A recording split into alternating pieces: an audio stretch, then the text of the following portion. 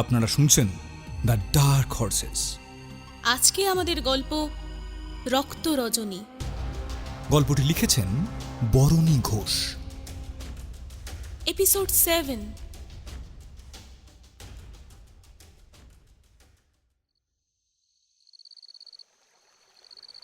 কলকাতার বুকে সন্ধে নামছে। বিকেলের ধূসর হয়ে আসা আলোয় মিশে যাচ্ছে কালো বর্ণ। যতদূর দেখা যায় ক্রমে দিগন্ত বিস্তৃত গঙ্গার কোলে ডুব দিচ্ছে সূর্য। শোভাবাজার আহিরিটোলা ঘাটের পাশে সোজা যে সরু রাস্তাটা চলে গেছে, কিছু দূর অন্তর অন্তর বাঁধানো ঘাট ছাড়া পাড়ে নারকোল, তাল, খেজুর গাছের সমারোহ। সেখানে বাঁধানো সিমেন্টের ছোট ছোট আলে কোথাও কোনো কলেজ ফেরতে যুগল বসে ঐকান্তিক মুহূর্ত যাপন করছে। নারকোল আর তালপাতার ফাঁকে যখন সূর্য একটু একটু করে গাঢ় কমলা হয়ে উঠছে, বিষণ্ণ প্রকৃতির সেই মুহূর্তে এক ঘন কৃষ্ণকায় তরুণ ওই নদীর পাড়ের চাতালে পা ঝুলিয়ে বসে নিবিষ্ট চিত্তে সেই সুর তুলছে। যেন জগৎ বিস্তৃত হয়েছেও, অথচ ওই সুরে এক অদ্ভুত বিষণ্ণতা মিশে আছে। এক মাথা ঝাঁকড়া কোকড়ানো চুল অবিন্যস্তভাবে ছড়িয়ে আছে ওর মাথা জুড়ে। পরনে একটা আকাশী নীল ছোট ঝুলের পাঞ্জাবি। ঠিক এমন সময় খুব ধীর পায়ের একটি শব্দ শোনা যায়। কেউ এসে দাঁড়িয়েছে ওই চাতালের কাছে। ময়ূর। বলিষ্ঠ ঘাড়, দৃঢ় ভঙ্গিমার নারীটির কণ্ঠে এখনো আছে অরূপ কোমলতা। ধীরে ধীরে চোখ খোলে সেই কৃষ্ণকায় সুরবাদক।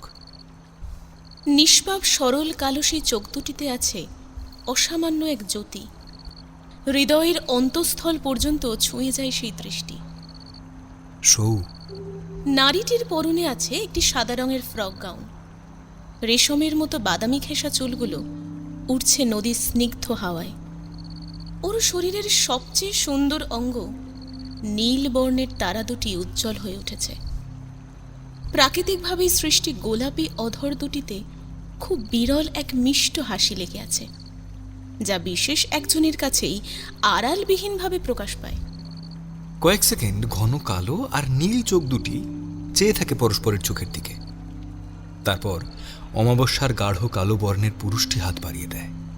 প্রখর সূর্যের তাপের মতো ফর্সা উজ্জ্বল নারীটি নির্ভার নির্ভরতায় আঙুল ডুবিয়ে দেয় পুরুষটির আঙুলে। শুভ জন্মদিন ময়ূর। ধন্যবাদ সৌ। আজ তোমার জন্মদিন, আজ আসতেও এত দেরি করতে আছে?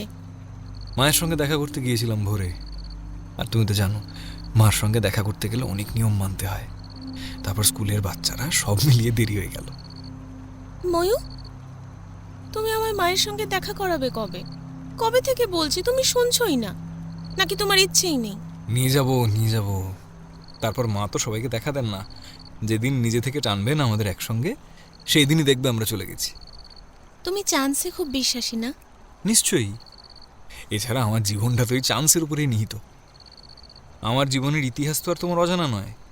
25 বছর আগে কোনো এক চান্সেই আমার মা আমায় আমার জন্মদাত্রী মায়ের থেকে পেয়েছিলেন, বাঁচিয়েছিলেন। ঠাকুর আমায় নিজের কোলে টেনে নিয়েছেন, আর তাই তুমি আজ ময়ূরকে পেয়েছ। নাহলে আমি কোথায় থাকতাম? ময়ূর, একদিন আমার বাড়ি যাবে? আমার বাড়িতে মা, বাবা, দাদা সবাই আছে। ওদের সঙ্গে আলাপ করবে। আমি আমাদের সম্পর্ক নিয়ে কথা বলতে চাই। তোমার বাড়ির লোক মানবে না সৌ। কেন? আমার থেকেও তুমি সেটা ভালো জানো। কথাটা মিথ্যে নয়, সেটা সৌরসেনীও জানে। কিন্তু পরিবারে যাই ঘটুক, ও ময়ূককে ছাড়তে পারবে না। ওর ঠোঁট কেঁপে ওঠে। তুমি জানো না, বাবা আমায় ভীষণ ভালোবাসে। বাবা নিশ্চয়ই রাজি হয়ে যাবে। আর যদি ওনারা রাজি না হন? আমি আছি তো, চেষ্টা করব। আর তারপরেও যদি না হয়, তোমার থেকে দূরে যেতে পারবো না। এটা কিন্তু খুব বড় কথা বলে দিলে। ময়ূর। সৌরসেনীর ঠোঁট কেঁপে ওঠে। ময়ূখের থেকে দূরে যাওয়ার কথা ও সত্যি ভাবতে পারে না। আর এই ছেলেটার সবকিছুতেই ঠাট্টা করতে হয়। আমার কি মনে হয় জানো, আমাদের পথ চলার বেশি দিনের নয়। আর বেশি দিন হয়তো আমরা দুজনে এইভাবে পাশাপাশি বসে সূর্যাস্ত দেখতে পারবো না। ময়ূর, আজকে দিনে তুমি যদি এইসব কথা বলবে, তাহলে আমি আর এক মুহূর্ত থাকতে চাই না এখানে। আজ তোমার জন্মদিন, এই ধরনের কথাবার্তা নিজের কাছে রাখো তুমি। আমার আমার সত্যি এবার মনে হচ্ছে কেন এলাম আমি। সৌরসেনী অভিমানী মুখে চাতাল থেকে এক লাফে নিচে নেমে যায়। ময়ূখও ওকে দেখা দেখি নিচে নেমে আসে। সরি, আর বলবো না, প্লিজ। সৌ রাগ করে না। এই, তুমি এখনো রাগ করে থাকবে?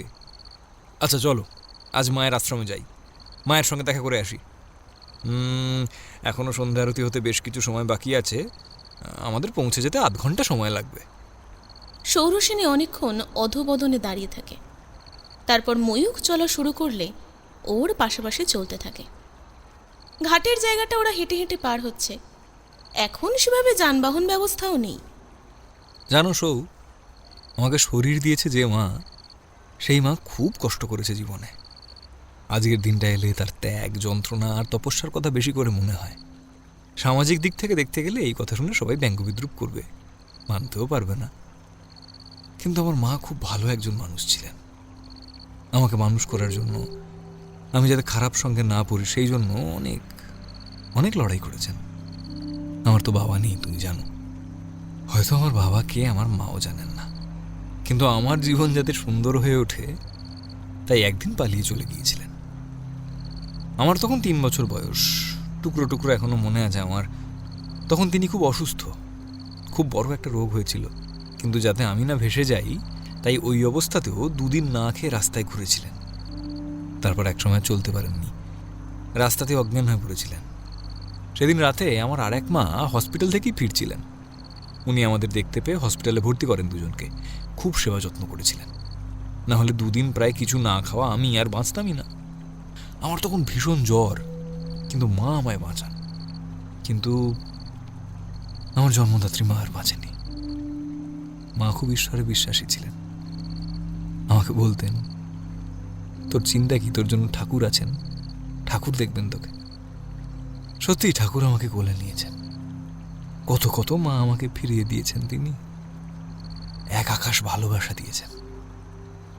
ময়ূখ চুপ করে গেলে আবার নিস্তব্ধতা নেমে আসে। কিন্তু এই নীরবতাই যেন ওদের দুজনকে আরো ভরাট করে তোলে। নৈশব্দের পাশে থাকা সব থেকে শক্তিশালী হয় বোধহয়। বেশ কিছুটা পথ মন্থরভাবে চলার পর সৌরসেনী ধীরে ধীরে একটা কথা বলে। জানো ময়ূখ, আমি ছোটবেলায় একটা গল্প পড়তাম, ভীষণ ভালো লাগতো। ঠাম বলতো, বাবা বলতো, জবালা দাসীর একমাত্র সন্তান সত্যকাম। 3-4 বছর বয়স থেকেই সত্যকামের বিদ্যা লাভের খুব ইচ্ছে, কিন্তু গুরুর কাছে গেলে তিনি ওকে গোত্র জেনে আসতে বলেন। সত্যকাম ওর মাকে গোত্র জিজ্ঞেস করে। জবালার সত্যর গোত্র নিজেও জানতেন না, এবং ছেলেকে তিনি সত্যি কথাই বলেন যে তার দাসীর গর্ভে জন্ম, তার গোত্র সেও জানে না, এবং তার গুরুকে সেই কথাই বলতে বলেন। সত্যের মন খারাপ হয়ে যায়। গোত্র না জানলে তার বিদ্যালাভও হবে না, কিন্তু সে গুরুর কাছে আবার যায়, এবং সকলের মাঝে তাকে গোত্র জিজ্ঞেস করলে সে এতটুকু সংকুচিত না হয়েই বলে যে ওর গোত্র ও বা ওর মা কেউই জানে না, ওর মা জবালা। ওইটুকু শিশুর এত বড় দুঃসাহসী কথা সবার সামনে জোর গলায় বলায় অনেকেই স্তম্ভিত হয়ে যায়। কিন্তু গুরুজি খুব খুশি হন ওর স্পষ্টবাদী এবং সত্যবাদিতার জন্য। তিনি বলেন যে নিজের ব্যাপারে কখনো কুণ্ঠিত হয় না, সদা সত্য কথা বলতে পারে, তার গোত্র নিশ্চয়ই কোনো ব্রাহ্মণেরই হবে। সেই থেকে জবাল সত্যকাম বলে সে বিশ্ববিখ্যাত হয়, উপনিষদের অন্যতম এক পণ্ডিত ও সাধক। কিন্তু এখানে সে বিষয়টা নয়। আসলে কি জানো, সমাজ কর্তৃক মন গড়া ও সংকীর্ণ স্বার্থের জন্য গড়ে তোলা নিয়ম উপরের খোলসটাকে বদ্ধ করে দিতে পারলেও আমাদের অন্তর্মহল চিরকাল উন্মুক্ত থাকে। সে জবালার মতো নির্ভীক, তাই সত্যকাম আসতে পারে। গোত্রহীন, পিতৃপরিচয়হীন শিশু শুধু সত্যের জোরে হয়ে উঠতে পারে জবাল সত্যকাম। সত্যের জোর কতখানি তা আমাকে শিখিয়েছে জবলা। তখন ছোট ছিলাম, সব বুঝতাম না, কিন্তু আজ যদি আমাকে জীবন সুযোগ দেয় তাহলে আমি জবালাকেই বেছে নেব, মহারানী সত্যবতী বা কুন্তিকে নয়, যারা পরিণামের ভয়ে সত্যকে ছেড়ে গেছে। সৌরসেনীর কথার অন্তর্নিহিত অর্থ বুঝতে অসুবিধা হয় না ময়ূখের। কিন্তু ও কিচ্ছু না বলে চুপ করে থেকে দুজনের মাঝের এই নীরবতা অনুভব করতে থাকে। প্রায় অনেকক্ষণ পর ওরা যখন গঙ্গার ঘাট পেরিয়ে প্রধান রাস্তায় উঠবে, তখন ও থমকে দাঁড়িয়ে মেয়েটির দিকে তাকায়। এই সন্ধ্যার আলোকে মেয়েটির চোখে চোখ রাখে। অদ্ভুত নির্মল সুন্দর লাগছে সৌরসেনীকে। সৌ, ঈশ্বর আমাকে না চাইতেই সবকিছু দিয়ে দিয়েছেন, কিন্তু সবকিছুর মাঝে তুমিই বোধহয় আমার সবচেয়ে বড় উপহার। আমার জীবনে আসার জন্য, আমাকে ভালোবাসার জন্য থ্যাংক ইউ সৌ। তুমি আমায় একটা কথা দেবে? কি? জীবনে আমাদের দুজনের এমন কোনো পরিস্থিতি যদি আসে, যদি আমরা আর একসঙ্গে থাকতে না পারি, ধরো আমি তোমার থেকে অনেক দূরে চলে যাই, তুমি কিন্তু নিজেকে কখনো কোনো আঘাত করবে না, দুঃখে ভেসে যাবে না, আজকের মতোই স্ট্রং থাকবে। তুমি কেন এই ধরনের কথা বলছো ময়ূর? আমি নিতে পারছি না, বিশ্বাস করো এসব কথা। আমাকে কথা দাও সৌ। আই প্রমিস ময়ূর, জীবনে যে সময় যে পরিস্থিতি আসুক, আমি কোনো অবস্থাতেই নিজেকে হার্ম করব না। তোমার ভালোবাসা আমাকে বাঁচতে শিখিয়েছে, তাকে কখনোই কোনো মূল্যে আমি ছোট করতে পারি না। সৌ। ময়ূক সৌরসেনীকে জড়িয়ে ধরে। সৌরসেনীও আবেশে প্রেমিকের বুকে মুখ গুজে দেয়। ময়ূক মেয়েটির মুখ তুলে ওর কপালে খুব আলতো অথচ গভীরভাবে চুম্বন করে। I love you Sou, I love you very much. I love you too Mayuk. সৌরসেনীর ময়ূখ যখন মঠে এসে পৌঁছয়, তখন সন্ধেবেলার আরতি শুরু হয়ে গিয়েছে। গঙ্গার তীরবর্তী একটি আশ্রম। ময়ূখ ওকে অনেকবার এই জায়গার কথা বলেছে, ও অনেক গল্পও শুনেছে এখানকার। সেই থেকেই মেয়েটির এখানে আসার জন্য, ওদেরকে জানবার জন্য কৌতূহল আর আগ্রহ রয়েছে প্রবল। ময়ূক কখনো কিছু ফলাও করে বলে না, তাই দূর থেকে কিছু কথা শুনে সৌরসেনী এই মঠের ব্যাপ্তি ও বিশালতা বুঝতে পারেনি। বাইরে 2-4 জন পুলিশ রয়েছে, অর্থাৎ সন্ধ্যারতি শেষ হয় 7টায়। তারপর আর কোনো পুরুষ ভক্ত মঠের মন্দিরে আর প্রবেশ করতে পারে না। জনসাধারণের জন্য প্রধান দরজা বন্ধ হয়ে যায়। সম্ভবত ময়ূখ আশ্রমে মানুষ এবং এখানকার গুরুমাদের বিশেষ স্নেহধন্য বলে এখন ঢুকতে পারল। সৌ, তুমি বসো, আমি একবার দেখে আসি এখন আমাদের দেখা করা সম্ভব কিনা। সৌরসেনী দাঁড়িয়ে এদিক ওদিক দেখতে থাকে। নানা বয়সের নবীন থেকে প্রবীণ বিভিন্ন সন্ন্যাসীরা রয়েছেন। গেরুয়া কাপড়, কোনো অলংকার, নারীসুলভ সৌন্দর্য বর্জিত, কিন্তু অদ্ভুত এক দ্যুতি আছে, মন ভালো করে দেওয়া ব্যক্তিত্ব। সৌরসেনী এর আগে সন্ন্যাসীর মঠে গেছে, কিন্তু সন্ন্যাসীদের প্রতিষ্ঠান সচক্ষে দেখেনি, তাই ও বিস্মিত চোখেই দেখছে সবকিছু। সৌ, চলো আমরা এখন যেতে পারবো, পারমিশন পাওয়া গেছে। ওকে। সৌরসেনী ময়ূখ অনুসরণ করে এগিয়ে যায়। ওরা এতক্ষণ মঠের বাইরে ছিল, এবার ভিতরে ঢোকে। ভিতরে বিশাল মাঠ, তার চারধারে বিল্ডিং, পুরনো আমলের নকশায় বারান্দা, পাশে সন্ন্যাসীদের আবাসিক, ওখানে কয়েকটা শাড়ি, গামছা, চাদর মেলা রয়েছে। এদিকে এসো। সৌরসেনী দেখে ময়ূক একটা ঘরে ঢুকছে। মেয়েটি ঘরে ঢোকার আগে দেখে দরজার পাশে নেমপ্লেটে লেখা আছে সিনিয়র সেক্রেটারি। মা, আসবো? নিষ্ঠাপ্রাণা নিবিষ্ট চিত্তে খাতায় কিছু লিখছে। ছেলেটির ডাকে ও শুধু মাথা নাড়িয়ে ভিতরে এসে বসতে নির্দেশ করে। সৌরসেনী ঘরে ঢুকেই অনুভব করে এই ঘরে যেন এক গভীর প্রশান্তির আবেশ ও পবিত্রতা বিরাজমান, যা মনকে স্থির করে দেয়। সামনের নারীটির সারা শরীর গেরুয়া বস্ত্রে মোড়া, মুন্ডিত মস্তক গেরুয়া কাপড়ে ঢাকা। এক অদ্ভুত গাম্ভীর্য এবং স্নিগ্ধতা আর সন্ন্যাসের তেজ রয়েছে মুখমণ্ডল জুড়ে। কিন্তু সে এতটাই গম্ভীর যে ময়ূখ ওকে যেসব বর্ণনা দিয়েছে তার সঙ্গে মেলে। প্রায় 5 মিনিট পর কাজ হয়ে গেলে নিষ্ঠাপ্রাণা একটি চিঠি ডাক করে দিয়ে সামনের 2জন ব্যক্তির দিকে মুখ তুলে তাকান। আর তখনই এক ঝলকে সৌরসেনী দেখতে পায় গম্ভীর মানুষটির মুখ এতক্ষণে নির্মল হাসিতে ভরে উঠেছে, ঠিক যেন মাতৃময়। ময়ূক, এত দেরি করলে যে বাবা? প্রসাদ নিয়েছ? আর সঙ্গে যে মাটি আছে তাকে পরিচয় করাবে না? হ্যাঁ মা, ও সৌরসেনী, আমার আসল কথাটা বলতে ময়ূক উচ্চারণ করতে পারে না। লজ্জায় ওর কান লাল হয়ে যায়। ওকে দেখা দেখি সৌরসেনেরও ভীষণ লজ্জা লাগতে শুরু করে মাতৃসময় মানুষটির সামনে। শশী, শশী, একবার এদিকে শুনে যা তো। মাতাজি আমায় ডাকছেন? পর্দার আড়াল থেকে শশী নামের এক ব্রহ্মচারিণীর মুখ দেখা যায়।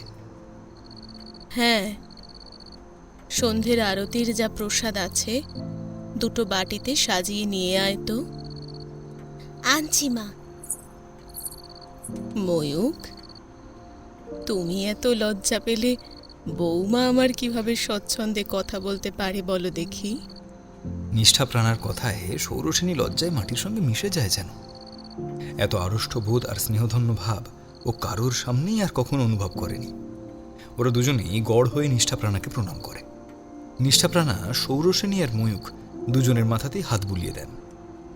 মা আমার ভারী লক্ষ্মী। ওদের দুজনের দিকে এক পলক ভালো করে তাকায়ও। এক মুহূর্ত কি একটা পর্দা যেন সরে যায় সন্ন্যাসিনীর মুখ থেকে, কিন্তু ওর মুখে কিছু প্রকাশ পায় না। কি করছো মা এখন? ইংলিশে মাস্টার্স চলছে, এটা ফাইনাল ইয়ার। বাহ বাহ, খুব ভালো। তোমায় দেখেই খুব ব্রিলিয়ান্ট মনে হচ্ছে। পড়াশোনা জীবনে খুব দরকার বই কি। খুব মন দিয়ে নিষ্ঠা ভরে কাজ করো। মাতাজি আসবো? ওনাদের জন্য প্রসাদ এনেছি। হ্যাঁ মা, এসো, দাও। শশী সৌরসেনী আর ময়ূখের হাতে দুটো বড় পায়েসের বাটি দেয়। তোমার এতে অসুবিধা নেই তো মা? না মা। সৌরসেনী 2 চামচ পায়েস খেয়ে বলে, ভারী সুন্দর স্বাদ এটার। এরপর আমি পায়েস খেতে এখানেই চলে আসবো। নিশ্চয়ই মা, নিশ্চয়ই আসবে বই কি। আমি তোমার জন্য অপেক্ষা করব। আপনার এই ছেলে না আনতে চাইলেও আমি ঠিক আসবো। না হলে এত সুন্দর জায়গা, অথচ আপনার সঙ্গেও আলাপই করাইনি। আজকে রীতিমতো ঝগড়া করে নিয়ে এসেছি। মা, বেদপ্রাণা মাতাজি আছেন, আমি তাহলে ওর সঙ্গে আবার দেখা করে আসি। হ্যাঁ, উনি বোধহয় এখনো ঘরে যাননি। যা, দেখা করে আয়। ময়ূখ বেরিয়ে গেলে নিষ্ঠাপ্রাণা সৌরসেনীর মাথায় হাত রাখেন। তুমি ভারী ভাগ্যবান মা, এমন জীবনসঙ্গী পেয়েছ। ও যে তোমার কত আপন, সময় আসলেই বুঝবে।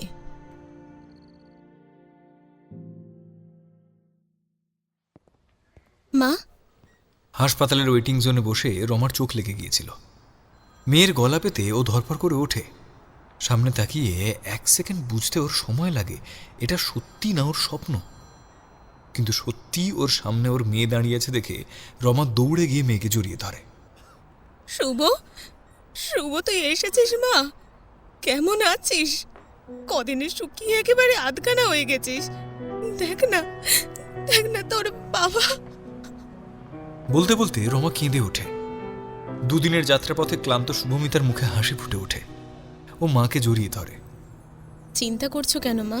আমি তো আছি, কিচ্ছু হবে না বাবার। খুব তাড়াতাড়ি সেরে উঠবে, তুমি দেখো। ডক্টরের সাথে কথা হয়েছে? না রে, এখনো আইসিইউতে। দূর থেকে দেখেছি, কাছে যেতে দিচ্ছে না এখনো। ঠিক আছে, আমি এসে গেছি তো, আমি ডক্টরের সাথে কথা বলবো।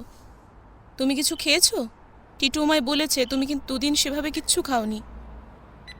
তোর বাবা ওখানে হসপিটালের বেডে শুয়ে। এখন আমার খাওয়ার সময় রে। টিটু তো সবসময় বাড়িয়েই বলে। বাবা অসুস্থ, এত বড় একটা মেজর অপারেশন হয়েছে। সেন্স ফিরে তোমাকে যদি এত বিধ্বস্ত দেখে কেমন লাগবে বলো তো? এছাড়া বাবাকে সেবা যত্ন করে সুস্থ তো করে তুলতে হবে। তাই তোমারও খাওয়া দাওয়া প্রয়োজন।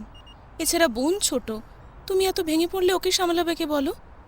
তুই আমার কথা ছাড়। তুই কি শুকিয়ে গেছিস রে মা?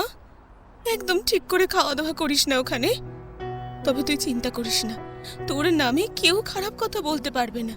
আমরা কেউ বিশ্বাস করিনি ওসব কথা। এই ছবিগুলো ঠিক ভুল প্রমাণ হয়ে যাবে। মা প্লিজ, এসব কথা এখন বাদ দাও। এখন এগুলো বলার মুহূর্ত নয়। আমি ঠিক আছি। টিটুর সঙ্গে কথা হয়েছে, ও আসছে। ও এখন কিছুক্ষণ এখানে থাকবে আর তুমি আমার সঙ্গে বাড়ি যাবে, ফ্রেশ হয়ে আবার আসবে।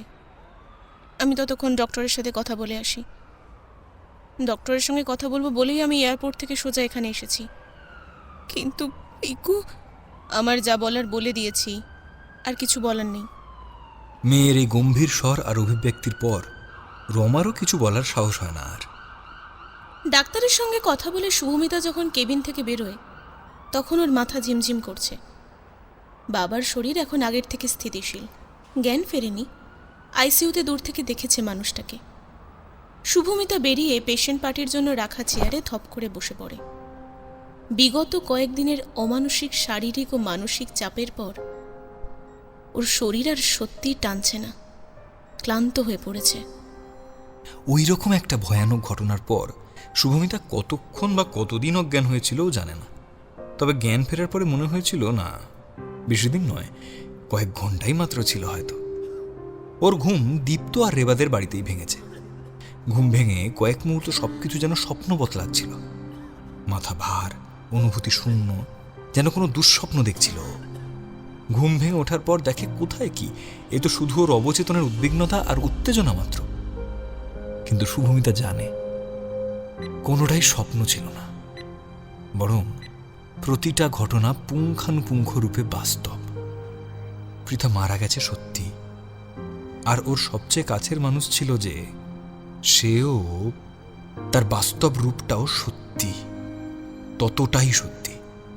ওর মনের ধোঁয়াশা কেটে গেছে এখন অনেকটাই। ওর জ্ঞান ফেরার পর দীপ্ত আর রেবাকে জিজ্ঞাসা করেছিল ও কিভাবে বাড়ি এলো। রেবা বলেছে এরিক ওকে দিয়ে গেছে, এবং বলেছে মেয়েটার গায়ে নাকি তখন ধুম জ্বর ছিল, কিন্তু কোনো অত্যাবশ্যকীয় কাজে নিজের শরীরের তোয়াক্কা না করেই চলে গিয়েছিল, ফলেই অঘটন। কয়েকদিন আগেই একটা বড় দুর্ঘটনা থেকে উঠেছে ও। এত দ্রুত, এত চাপ, নার্ভ ফেল করাই স্বাভাবিক।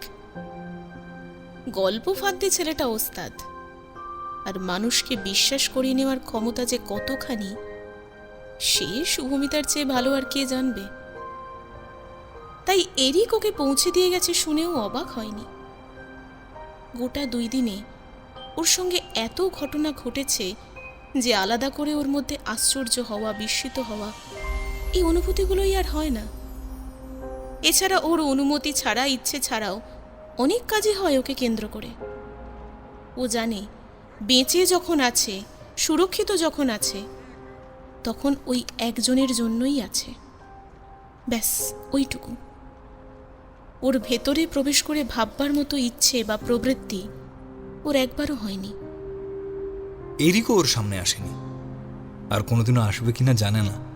হয়তো মেয়েটি বিপদে পড়লে আসতে পারে, নিজেকে ত্রাতা দেখানোর একটা অভ্যেস ওর আছে বই কি। তবে শুভমিতা আর এসব নিয়ে বেশি ভাবতে চায় না। তবে ভাবতে চায় না বললেই যদি সব ভাবনা সরে যেত, তাহলে ওর থেকে বেশি খুশি আর কেই বা হতো। চোখ বন্ধ করলেও হাজারো মিথ্যে, প্রতারণা, বিশ্বাসঘাতকতা, ঠিক ভুল, অস্তিত্ব, অনস্তিত্ব, জীবন মৃত্যু, সব পেরিয়ে ওর মনে পড়ে যায় সেই মুখটা, সেই সাপদের মুখটা। কিন্তু ওর চোখে ওর দানবীয় সত্তার থেকেও বেশি ওর যন্ত্রণাক্লিষ্ট মুখটা ভেসে ওঠে। গ্লানিতে ডুবে যাওয়া দুটো লাল চোখ। ছোটবেলায় নাকি ড্রাকুলাকে ভারী ভয় পেত শুভমিতা, অথচ আজ জীবনের সত্যিকারের ড্রাকুলা এসে যখন হাজির হয়েছে ওর জীবনে, ও কিছুতেই তাকে ভয়ে সাপসাপান্ত করতে পারে না। বারবার মনে হতে থাকে এরিক কেমন আছে। জ্ঞান হারাবার আগের মুহূর্তে দেখেছিল ওর সম্মানে আঘাত করতে এসেছিল যে রাক্ষসটা, তাকে শাস্তি দেওয়ার সময় ওই ঠগ মিথ্যেবাদী দানবটার শরীর সংকুচিত হয়ে আসছিল, যন্ত্রণায় দগ্ধ হয়ে যাচ্ছিল সে। চাইলেও কি ভুলতে পারে শুভমিতা সেসব? বারবার মনে হচ্ছিল একবার যদি দেখতে পেত কেমন আছে ও। শুভমিতা জানে আজ যখন সবটা জানাজানি হয়ে গেছে, এরিক নিজে থেকে না চাইলে ও ওর দেখা পাবে না কখনো।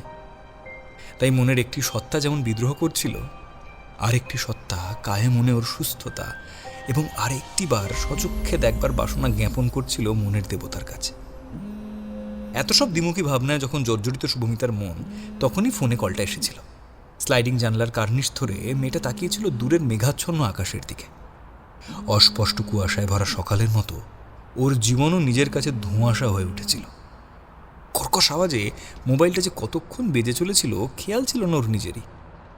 ও এতটাই অন্য জগতে বিভোর হয়েছিল যে কানে প্রবেশ করছিল না কোনো শব্দ। তারপর এক সময় আপনা হতেই চটকা ভেঙেছিল। একটানা বেজে চলেছে মুঠোফোনটা। বাড়ির অনেকগুলো কল নোটিফিকেশন দেখে এইবার কোনো আশঙ্কা বা আতঙ্কে নয়, বিষাদে ভরে গিয়েছিল শুভমিতার মন। কিন্তু কানে দিতে চমকে উঠেছিল ওপারের গলা শুনে। টিটু কাঁদছে ফোন ধরে।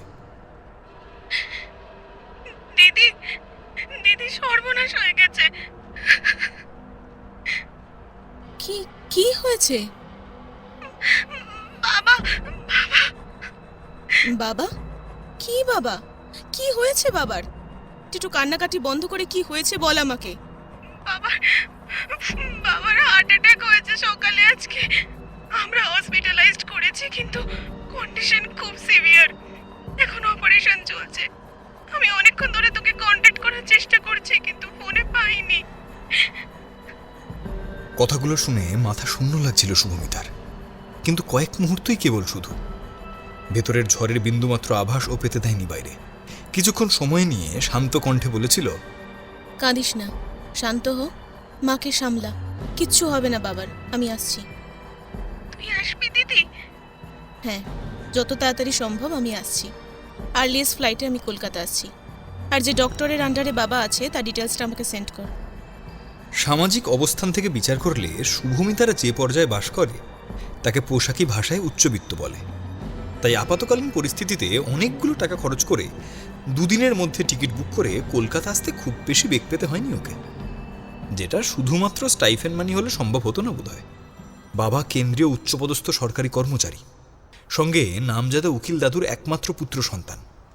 তাই ওদের শুধু সচ্ছল বললে বোধহয় ন্যায় করা হবে না। পিতৃসূত্রে অগাধ সম্পত্তির মালিক ওরা।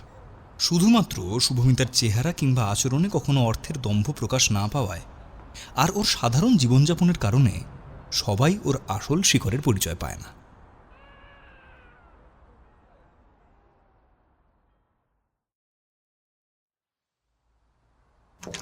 মে I come in sir? Shubhamita Chatterjee, please come in.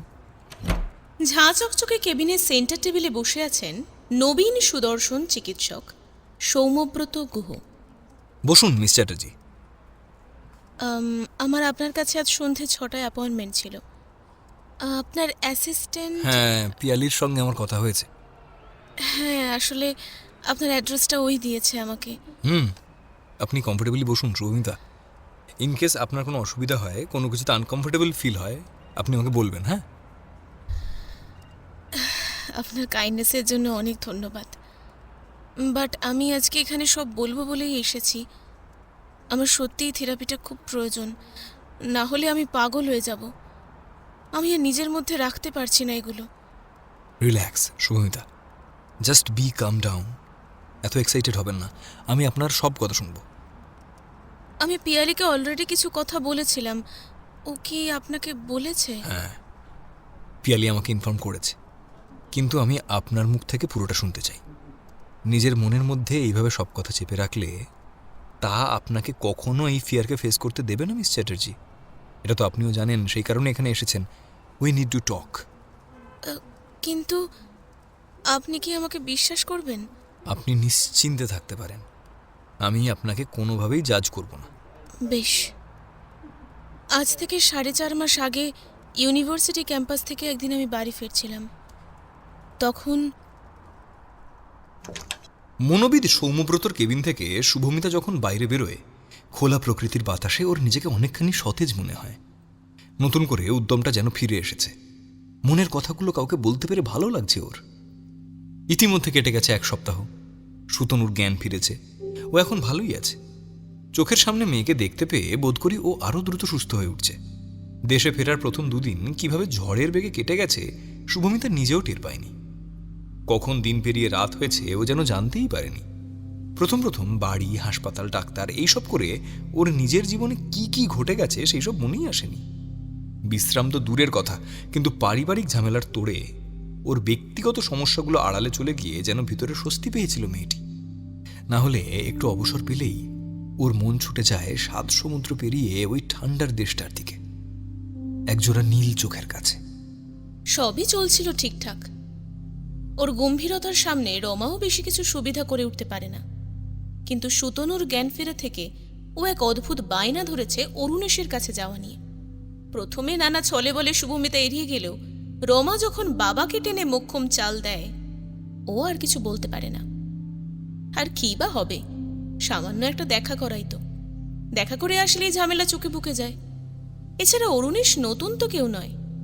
Shubhamita ছোট থেকেই অরুণ কাকুকে চেনে। ওদের বাড়ির সঙ্গে এই পরিবারের বহু পুরনো সম্পর্ক। কিন্তু মাঝে কি একটা অপ্রীতিকর ইতিহাসের জন্য আগের মতো সৌহার্দ্যতা আর নেই। ওর পরিবারের থেকে কিছু ঘটেছিল, কিন্তু কি সেটা শুভমিতা নিজেও জানে না। ওর অরুণেশকে ভালোই লাগে, বেশ বুঝতার সুন্দর মানুষ। একমাত্র মেয়ে পিয়ালিকে নিয়ে থাকে। পিয়ালিকেও শুভমিতা চেনে। মেয়েটা যেমন বুদ্ধিমান তেমনি বিচক্ষণ, ব্যবহারও খুব মার্জিত। যতবার ওর সঙ্গে দেখা হয়েছে সবসময় হেসে কুশলমঙ্গল জিজ্ঞেস করেছে ওকে। অরুণেশের সঙ্গে দেখা করার পর ও অদ্ভুতভাবেই আলাদা কিছুই বলেনি ওকে। শুধু বলেছে, জীবনে নিজের প্রতি সৎ থেকে কাজ করো সব সময়। তোমার সততা আর বিশ্বাসই তোমার মূল শক্তি শুভমিতা। এর উত্তরে কি আর বলবে মেয়েটি। এমনিতেই ওর জীবনে এমন সবকিছু ঘটে চলেছে, তারপরে আলাদা করে এসব কিছু আর মূল্য রাখে না। অরুণেশের বাড়িতে গিয়ে দেখা হয়েছিল পিয়ালির সঙ্গে। পিয়ালি মনোবিজ্ঞান নিয়ে পড়ছে, শুভমিতা জানে। কয়েকদিন ধরেই ও এক মনোবিদের খোঁজ করছে। স্যার আসবো? আপনি আমার থেকে পারমিশনও নেন আসার জন্য? দেখে যে কি ভালো লাগলো বলার নয় মিস পিয়ালি। আমি সবসময় নিই স্যার, কিন্তু কথাই আছে, যে যেমন তার অপরের মধ্যে ওই স্বভাবেরই আত্মদর্শন হয় বেশি করে। শুধুমাত্র গুরু হলে গুরুর মুখের উপর এমন বাক্য গুরুদণ্ড পাওয়ার উপযুক্ত বই কি। কিন্তু গুরু যখন নিজেকে আরেকটু নামিয়ে আনেন এবং তরুণী অ্যাসিস্ট্যান্টকে মানুষ হিসেবে দেখতে শুরু করেন, তখন অনেক হিসেব নিকেশই বদলে যায়। পিয়ালি কেবিনে ঢোকে। এখন দুপুর 1:30। সকালে সব পেশেন্ট দেখা হয়ে গিয়েছে। সন্ধে 6টা থেকে আবার চেম্বার হবে। এখন আপাতত ছুটি। কোনো আলাপ আলোচনা, কেস স্টাডি থাকলে ওরা এই সময়তেই করে। আজকে সকালে ওদের শেষ ক্লায়েন্ট ছিল শুভমিতা। কি মনে হচ্ছে? মনে তো অনেক কিছুই হচ্ছে, কিন্তু দুপুর 1:30টার সময় খালি পেটে হরিনাম কি আর মানায়? তাই আগে একটু পেট পুজো হয়ে যাক। একটা মানুষের 2 ঘন্টা অন্তর কি করে এত খিদে পেতে পারে আমি সত্যি বুঝি না। এই তো একটু আগে 1 বালতি কফি গিললেন, এরই মধ্যে লাঞ্চ। বয়স ম্যাডাম, বয়স। এসবের মর্ম তুমি বুঝবে না। এখন তোমার ফুটন্ত যৌবন, আর একটু বয়স হোক, কফি আর যৌবনের অন্তর্নিহিত মাহাত্ম্য তুমি ঠিক বুঝতে পারবে। আমার যৌবন ফুটন্ত হোক আর গলন্তই হোক, কোনোদিন আপনার মতো এত চূড়ান্ত মাপের আনহেলদি হব না, সেটা একেবারে শিওর। সৌম্যব্রত কেবিনে রাখা সোফা কাউচে গিয়ে বসে। সে তার বড় টিফিন ব্যাগ থেকে টিফিন বের করে। কথায় আছে, কথায় কথা বাড়ে আর খাবার শেয়ারে ভালোবাসা। এ কি এইভাবে তাকিয়ে আছো কেন? একেবারে পাক্কা হোমমেড হেলদি মুরগি, মেড বাই শেফ সৌম্যব্রত। চিন্তা নেই, একেবারে টাটকা। আমি সকাল উঠে বানিয়ে এনেছি। বাসি কি আর আমি আপনাকে কিছু দিতে পারি? কে জানে, আপনি সবই পারেন, আপনাকে কোনো বিশ্বাস নেই। তোমার মধ্যে সন্দেহ প্রবণতা কিন্তু বেড়ে যাচ্ছে, আমি বেশ দেখতে পাচ্ছি। এছাড়া তোমার অ্যালজাইমার সিমটমও দেখা দিতে পারে ভবিষ্যতে। আমি আমার দিব্য দৃষ্টি দ্বারা দেখতে পাচ্ছি আমার ভবিষ্যৎ ছেলে মেয়েদের তাদের মাকে নিয়ে খুব ভুগতে হবে। না জন্মালো রাম আর উনি বসে গেলেন রামায়ণ রচনা করতে। সে তো তুমি চাইলে রাম, লক্ষ্মণ, ভরত সব এখনই জন্মে যেতে পারে। তবে হ্যাঁ, এখন জন্মাতে 9 মাস 10 মাস সময় লাগবে, কিন্তু পরিশ্রম কোনোদিনই বিফলে যায় না। আমার তো আর দশরথের মতো প্রিভিলেজ নেই, আর 3খানা কৌশল্যা, কৈকেয়ী, সুমিত্রাও নেই। আমি যেহেতু এ যুগের আদর্শ বলিষ্ঠ সম্পূর্ণ একজন পুরুষ, তাই তোমাতেই সব দর্শন করেছি। তুমি চাইলে আমরা এখানেই প্রসিডিওর স্টার্ট করে দিতে পারি। এখন 6টা অবধি ক্লিনিক মোটামুটি ফাঁকা। সব সময় মাথায় কুটবুদ্ধি করে, আর বাইরে এমন ভাবে থাকে যেন স্বয়ং সাধু উঠে এসেছেন একেবারে প্রস্তর যুগ থেকে। সাধুর জীবনই তো অ্যাডভেঞ্চার বেশি। রাজা, রাক্ষস সবাই তার সামনে ফেল। তুমি আমাদের পুরাণের গল্প পড়োনি? আমাদের হাই ক্লাস বিশ্বামিত্র, পরাশর। আমরা কি এখন এই সব আলোচনা করব, না আসল কথাও কিছু বলবে? এসবের জন্য আজ আমি ইউনিভার্সিটি অ্যাবসেন্ট করে এখানে আপনার জন্য বসে আছি, তাই তো? হ্যাঁ, এসবের যেন কত সুযোগ পাওয়া যায় আমাদের। আচ্ছা, বুড়ি মহিলা একটু প্রেম করতেও জানে না, কোথায় একটু শুভমিতার মতো হবে। কি কি কি কি বলেন আপনি? শুভমিতাদি? ইয়েস, আমি এইটাই বলতে চাইছি। শুভমিতার কেসটা কিন্তু খুব ইন্টারেস্টিং। তুমি যতটুকু শুনেছো তাতে কি মনে হচ্ছে? না, সব বলেনি, তবে ওর বিহেভিয়ার টেন্ডেন্সি দেখে আমি গেস করেছি সি ইজ নট স্টেবল। আর এখানেই তো সূত্র মিলছে না। ও আমাকে সবটাই বলেছে। ওর প্রবলেমটা বেসিক্যালি স্টার্ট হয়েছে 4.5 থেকে 5 মাস আগে, দ্যাট মিন্স ডিসেম্বর। তার আগে ওর কোনো সমস্যা দেখা যায়নি। দেখো, ও যে কথাগুলো বলছে সেটা যে বাস্তবিক নয় সেটা তুমিও কিছুটা গেস করেছো, কিন্তু ওর বিহেভিয়ারে রেস্টলেসনেস বা এক্সশন থাকলেও কোনো অ্যাবনর্মালিটি আমার চোখে পড়েনি। She is fully conscious about what she is saying. আচ্ছা, ও যে ভ্যাম্পের গল্পটা দিয়েছে, আপনি সত্যি সত্যি ওটা বিশ্বাস করছেন? আমার বিশ্বাস বা অবিশ্বাসে কিচ্ছু এসে যায় না Piya. Psychology talks about facts. আমরা কাউকে জাজ করতে পারি না, এটা আমাদের বেসিক প্যারামিটার। কিন্তু তুমি বলো, তোমার তো এই অ্যাবস্ট্রাক্ট ফ্যাক্টগুলোই ইন্টারেস্টিং এরিয়া। তুমি তো ভ্যাম্প বা এইসব ভূতটুতের সত্যিকারের অস্তিত্বে বিশ্বাসী। দেখুন স্যার, কয়েক বছর আগে হলেও নিশ্চিতভাবেই হয়তো বলতাম আমি এসব গাঁজাখুরিতে বিশ্বাস করি না। কিন্তু পৃথিবীটাকে যত জানছি, শিখছি, এর বিশালতা ফিল করছি, ততই আমার ভাবনাটা যে পারফেক্ট নয় সেটাও বুঝতে পারছি। শুভমিতাদের কেসটা নিয়ে আমি দোলাচলে। ওকে দেখে সবটা অবিশ্বাসও করতে পারছি না, আবার আমার লজিক্যাল মাইন্ড কিছুতেই সবটা অ্যাকসেপ্টও করতে পারছে না। তোমার কথা আমিও অস্বীকার করছি না। হতেই পারে ওর মধ্যে কোনো প্রবলেম ডেভেলপ করেছিল। শুভমিতার প্রতিটা ডেসক্রিপশন কিন্তু খুব ভিভিড ছিল। ও প্রথমে ভয় পাচ্ছিল, কিন্তু সেটা কেটে যেতে আমাকে সব খুব ভালোভাবে বলেছে। অ্যান্ড প্রতিটা কথা ডিটেল ওরিয়েন্টেড, যেন ও সত্যি সত্যি এসব দেখেছে চোখে। বাই নেচার শুভমিতা খুব ইমাজিনেটিভ, সেন্সিটিভ একজন মানুষ। স্পেশালি কোনো কিছু একবার দেখলে খুব সহজে সেটা ভুলতে পারে না। ইনফ্যাক্ট প্রতিটা ডিটেইল ওর মনে গেঁথে যায়। It's a great quality. কিন্তু এর একটা নেগেটিভ দিকও আছে। ও ছোট থেকে ভূত বা এই ধরনের হিংস্র দানবীয় জিনিসপত্রে ভীষণ ভয় পায়। আরও আমাদেরকে বলেছে লন্ডনে গিয়ে ও ড্রাকুলা সিরিজ পড়েছে, আর এইটা ওর মাইন্ডকে এতটা ইম্প্যাক্ট করেছে যে অনেক দিন পর্যন্ত ও ওর মধ্যে থেকে বেরোতেই পারেনি। তারপর ও যাদের কাছে পিজিতে থাকতো তাদের সঙ্গে সিমেট্রি বেড়াতে গিয়ে ওখানেও একটা স্টোরি শোনে। সব কিছু ওকে এতটাই প্রভাবিত করে ফেলে যে ওর মন এগুলো নিয়ে গল্প তৈরি করতে শুরু করে দেয় নিজের মতো। আর এরিক, ও কিন্তু ইমাজিনেশন নয়, রিয়েলিটি। আমি ওর ছবি দেখেছি। হতে পারে এরিক নামের কোনো ব্যক্তির সঙ্গে শুভমিতার সম্পর্ক গড়ে উঠেছে, অথবা ছেলেটাকে দেখে ওর ভালো লেগে যায়, কিন্তু ওর ফিলিংস এক্সপ্রেস করতে পারে না। ছেলেটার জন্য ওর মধ্যে রিপ্রেসিভ আনকনসিয়াস সেক্সুয়াল আর্জ তৈরি হয়। And as a defence mechanism tool, or imaginary mind নানাভাবে এরিকের সঙ্গে নিজেকে কানেক্ট করতে শুরু করে। ও যে সুপার ন্যাচারাল ঘটনাগুলো ডিসক্রাইব করেছে সেটাও হয়তো শুধু মেড আপ, আর এটার একটা পার্ট। ইনফ্যাক্ট ওর ড্রিমটাও এই জন্য। ওর সাবকনসিয়াস ড্রাইভের সঙ্গে উইকনেস মিশে গিয়ে ও ওই স্বপ্নটা দেখত।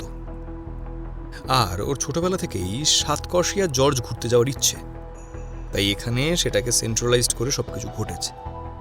এরিকের প্রতি ওর দুর্বল, তাই ওর সবকিছু ওকে ঘিরে তৈরি। লক্ষণীয়, ওর স্বপ্নে কিন্তু আর কেউ আসেনি কখনো যারা রিয়ালিটিতে এক্সিস্ট করে, একমাত্র এরিক বাদে। ও আর যাদের নাম করেছে রিয়ান, পৃথা বা ওর অন্য কোনো বন্ধু, কেউই ওর স্বপ্নে আসেনি কখনো। এসেছে ওই সিমেট্রিতে ঘটা ঘটনার চরিত্ররা, আর যার সঙ্গে শুভমিতা জড়িয়ে আছে সেই ব্যক্তি এরিক। এদিকে ড্রাকুলা সিরিজ ও মন থেকে মুছে ফেলতে পারেনি, তার মধ্যে ডিসেম্বরের ওই ঘটনা। ও সেদিন একা ফিরছিল রাত্রিবেলা, বরফ বৃষ্টির জন্য রাস্তাঘাট ফাঁকা। ওর পক্ষে সবকিছু ওভাবে ভেবে নেওয়া অসম্ভব নয়।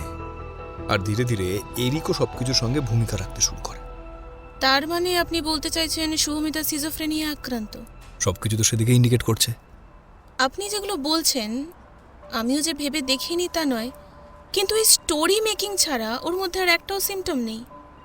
ও যদি সিজোফ্রেনিয়ায় আক্রান্ত হবে, ও যেভাবে সব বলছে, then it is an extreme stage. কিন্তু তাহলে ওর তো এগুলোর সঙ্গে আর কিছু লক্ষণ দেখা দেবার কথা, সেগুলোই বা হচ্ছে না কেন? ও যদি সিজোফ্রেনিয়ায় আক্রান্ত হবে, ও কি এতটা প্র্যাকটিক্যালি ফাংশন করতে পারতো? আর না আমাদের কাছে আসতে পারতো? ও কাল আমাদের বাড়ি এসেছিল। আঙ্কেলকেও দেখতে যাওয়ার সময় ওকে আমি ভালো করে লক্ষ্য করেছি। She was completely fit. হ্যাঁ, একটু টায়ার্ড লাগছিল, কিন্তু বাকি সব কিছু একদম প্র্যাকটিক্যাল। ও যদি এভাবে স্টোরি মেড আপ করতে পারে, তার মানে ওর কন্ডিশন সিভিয়ার, বাস্তব জগতেই থাকার কথা নয় ওর। কিন্তু সেরকম একটা কিছুও কিন্তু ওর মধ্যে দেখা যায়নি। রাদার ওর ফ্যামিলিতে একটা মেস হয়েছে, সেটাও খুব ঠান্ডা মাথায় হ্যান্ডেল করেছে ও। এছাড়াও ওর পাস্ট হিস্ট্রিও আমি চেক করেছি, ওর মধ্যে এমন কোনো ট্রমা নেই যে সেটা এভাবে ফিরে আসতে পারে। কোনো রিপ্রেস থট থেকে এই বিহেভিয়ার থিঙ্কিং অরিজিনেট করতে পারে। আর ওর ঘটনাক্রম কিন্তু মাত্র 4.5 থেকে 5 মাস, এর আগেও নয়। এর আগে তো সব কিছু নর্মালি ছিল। I think we are reaching the conclusion too early. আরও কয়েকটা সেশন না গেলে কিছু বলা খুব কঠিন। ওকে আরও ভালো করে অবজার্ভ করতে হবে। আচ্ছা, শুভমিতা ওর যে বন্ধুর ডেথ আর বিট্রিয়ালের গল্প বলেছে, সেটা কতদূর সত্যি কোনো খোঁজ মিলেছে? হ্যাঁ, পৃথা গুপ্ত মারা গেছে সেটা সত্যি কথা। ও যেভাবে সবটা এক্সপ্লেন করেছে তা থেকে দুটো জিনিস হতে পারে। এক, ও যে মারা গেছে কেউ জানবে না, পুরোপুরি নিখোঁজ হয়ে গেছে। আর সে যদি মারা যায় যেভাবে ডেসক্রাইব করা হয়েছে, দেয়ার ইজ হাই চান্স কোথাও না কোথাও অনলাইন নিউজ পোর্টালে তো পাওয়া যাবেই। আমি সেই বুঝে খোঁজ করেছিলাম কিছু ভুতুরে ব্লগ বা ইউটিউবের ভিডিও, কিন্তু ওখানে কিছুই পাওয়া যায়নি। বরং ইংল্যান্ডের একটি নামী নিউজ পেপারে একদম ছোট কর্নারে লেখা ছিল, টেমস নদীর ওপর 1.5 দিন আগে একটা লাশ ভেসে ওঠে, তবে তার সারা শরীর নীল হয়ে গেছিল। সম্ভবত মারা যাওয়ার অনেকক্ষণ জলে থাকার কারণেই। আর যে মারা গেছে সেও ভারতীয়। ইনভেস্টিগেশন শুরু হয়েছে। আর থিসিস চুরির ব্যাপারটা ক্রস চেক করেছো? আপনার আমাকে কি সব জানতে মনে হয়? ওটা আমি জানবো কি করে? ওগুলো কোন নিউজ পোর্টাল ছাপে? শরীর নীল হয়ে যাওয়ার ব্যাপারটা কিন্তু মিলে গেল, দেখেছো? আমি বুঝতে পারছি তুমি কি বলতে চাইছো, কিন্তু শুভমিতার পক্ষে ওকে মেরে এত স্কিলফুলি জলে ভাসানো সহজ না। অ্যান্ড সেকেন্ডলি, শুভমিতা দেশে ফেরার দিন দুয়েক পরে এই ঘটনা ঘটেছে। হতে পারে শুভমিতাও কোনো নিউজ পোর্টালে এই নিউজটাই দেখেছে, বাকিটা ওর সাবকনসিয়াস মাইন্ড করেছে। কিন্তু ওর প্রতিবার হসপিটালাইজড হওয়ার ঘটনাও কিন্তু ভুল নয়, আর এরিকও মিথ্যে নয়। এরিকের সঙ্গে ওর কিছু ইন্টিমেট পিকচার সত্যি ওর ফ্যামিলি আর এখানকার ফ্রেন্ড সার্কেলের মধ্যে ভাইরাল হয়েছে। আর যেখান থেকে পিকচারগুলো এসেছে তার আইপি অ্যাড্রেস পৃথা গুপ্তার নামেই রেজিস্টার্ড। তাই শুভমিতা আর পৃথার মধ্যে যে টানাপোড়েন চলছিল, এতে কিন্তু কোনো ডাউট নেই।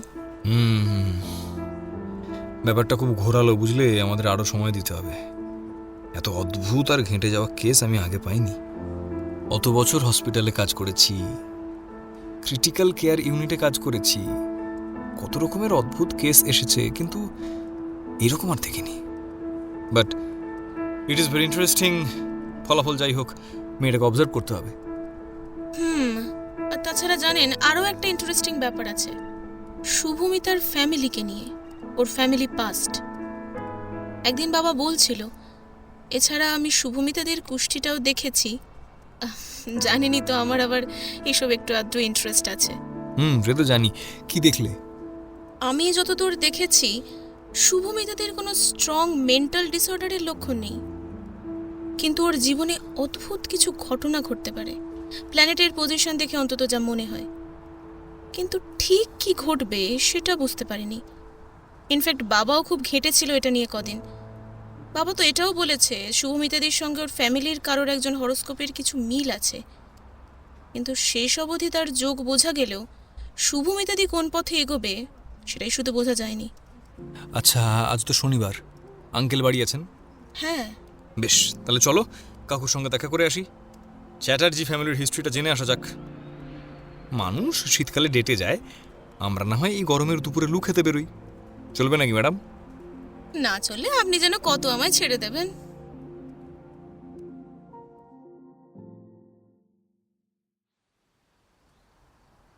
শুভমিতা যখন বেলেঘাটায় অবস্থিত ওদের পুরনো বাড়িটার সামনে এসে দাঁড়ায়, তখন বিকেলের আলো সবে ফুটতে আরম্ভ করেছে। বিরাট বড় 3 তলা বাড়ি, সামনে বড় বাগান। অবশ্য এখন আর বাগানের অবস্থায় নেই, ঝোপঝাড় জন্মে গেছে। খাস কলকাতার ঘিঞ্জি জায়গায় রাস্তার উপর ওদের পুরনো বাড়িটা যেইভাবে বিশাল জায়গা জুড়ে রয়েছে, তা ব্যবসাদারদের জন্য সত্যি লাভপ্রদ। ওদের বাড়ির দক্ষিণ দিকের একাংশটা ব্যাংকে ভাড়া দেওয়া, আর একটা ইলেকট্রিক অফিসকে। বাকি মূল বাড়িটার অবিকৃতভাবে একই রয়েছে। নিয়মিত রক্ষণাবেক্ষণ করা হয়।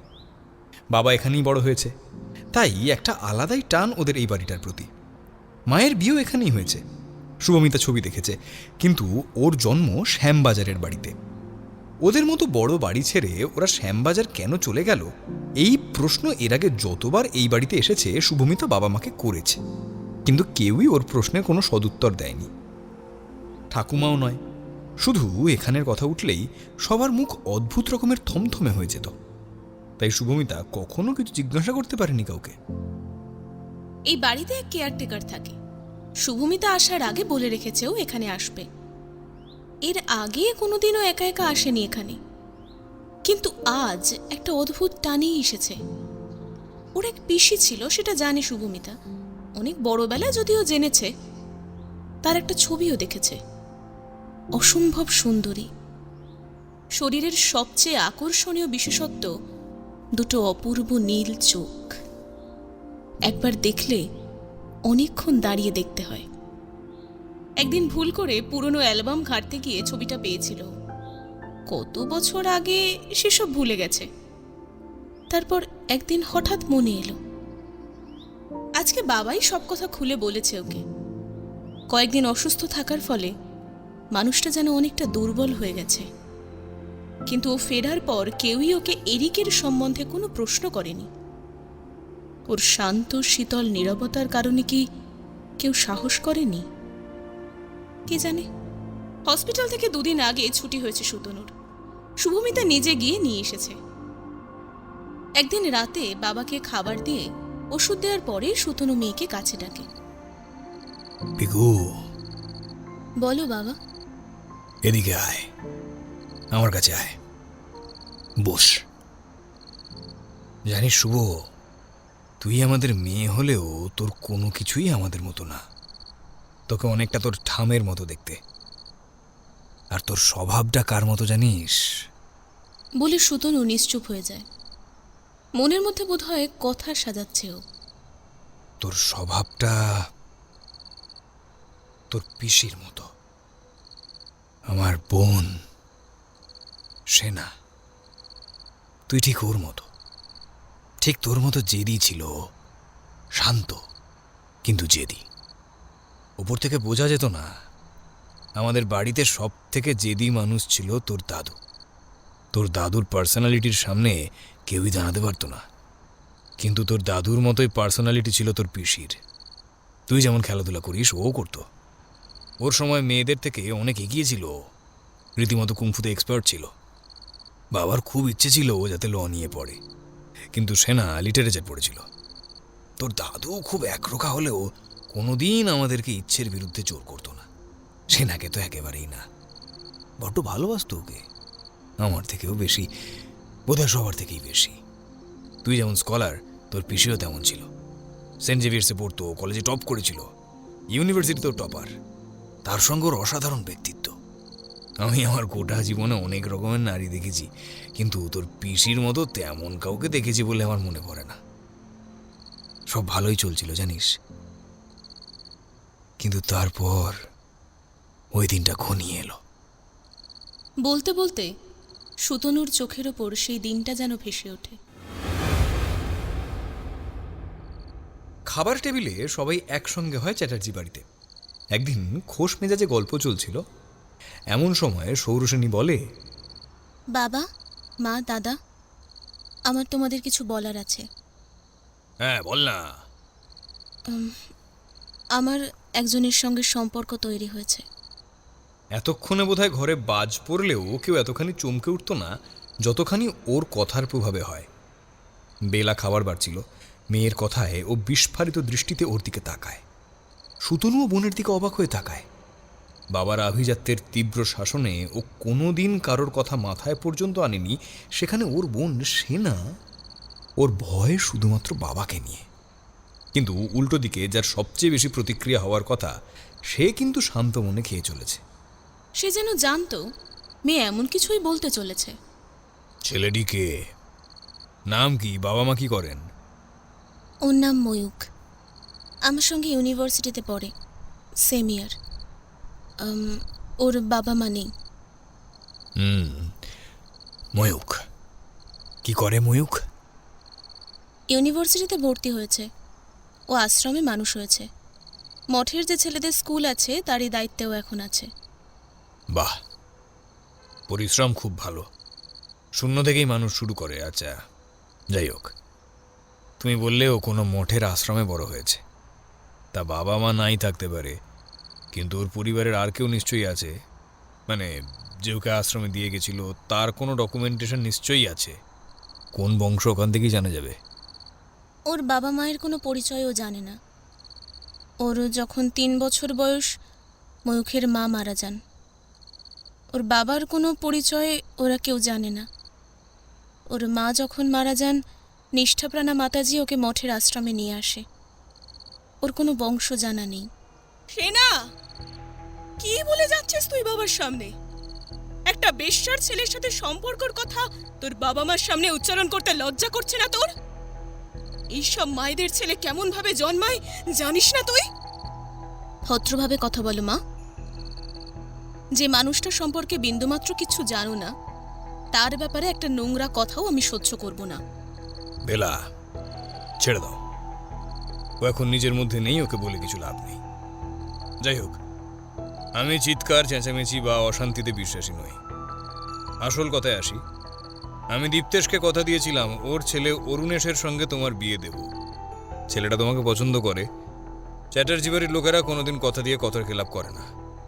আশা করি তুমি সেটা মনে রাখবে। তুমি আমাকে জিজ্ঞেস না করে আমার বিয়ে ঠিক করেছো বাবা? না, এখনো ঠিক করিনি। তোমার অনুমতি ছাড়া কোনো কিছুই করতাম না। কারোর ইচ্ছের বিরুদ্ধে গিয়ে আমি কাউকে জোর করি না, তুমি জানো। তুমি যদি অরুণেশকে বিয়ে করতে না চাও, তাহলে আমার কথার খেলাপ হলেও ওর সঙ্গে তোমার বিয়ে হবে না। কারণ অরুণ যেমন ছেলে, ও নিজেই পিছিয়ে আসতে পারে তোমার অনিচ্ছে দেখলে। সেক্ষেত্রে অন্য কারোর সঙ্গে বিয়ে হবে। আর তাতেও যদি তুমি রাজি না হও, আমার মেয়ে চিরকাল অবিবাহিত থাকলেও আমার কোনো আপত্তি নেই। কিন্তু কোনো জন্ম পরিচয়হীন কানা গলির পাপের ফলকে আমার মেয়ের জীবনসঙ্গী হিসেবে কোনোদিনই আমি মেনে নেব না। কোন বংশের নাম গাইছো তুমি বাবা?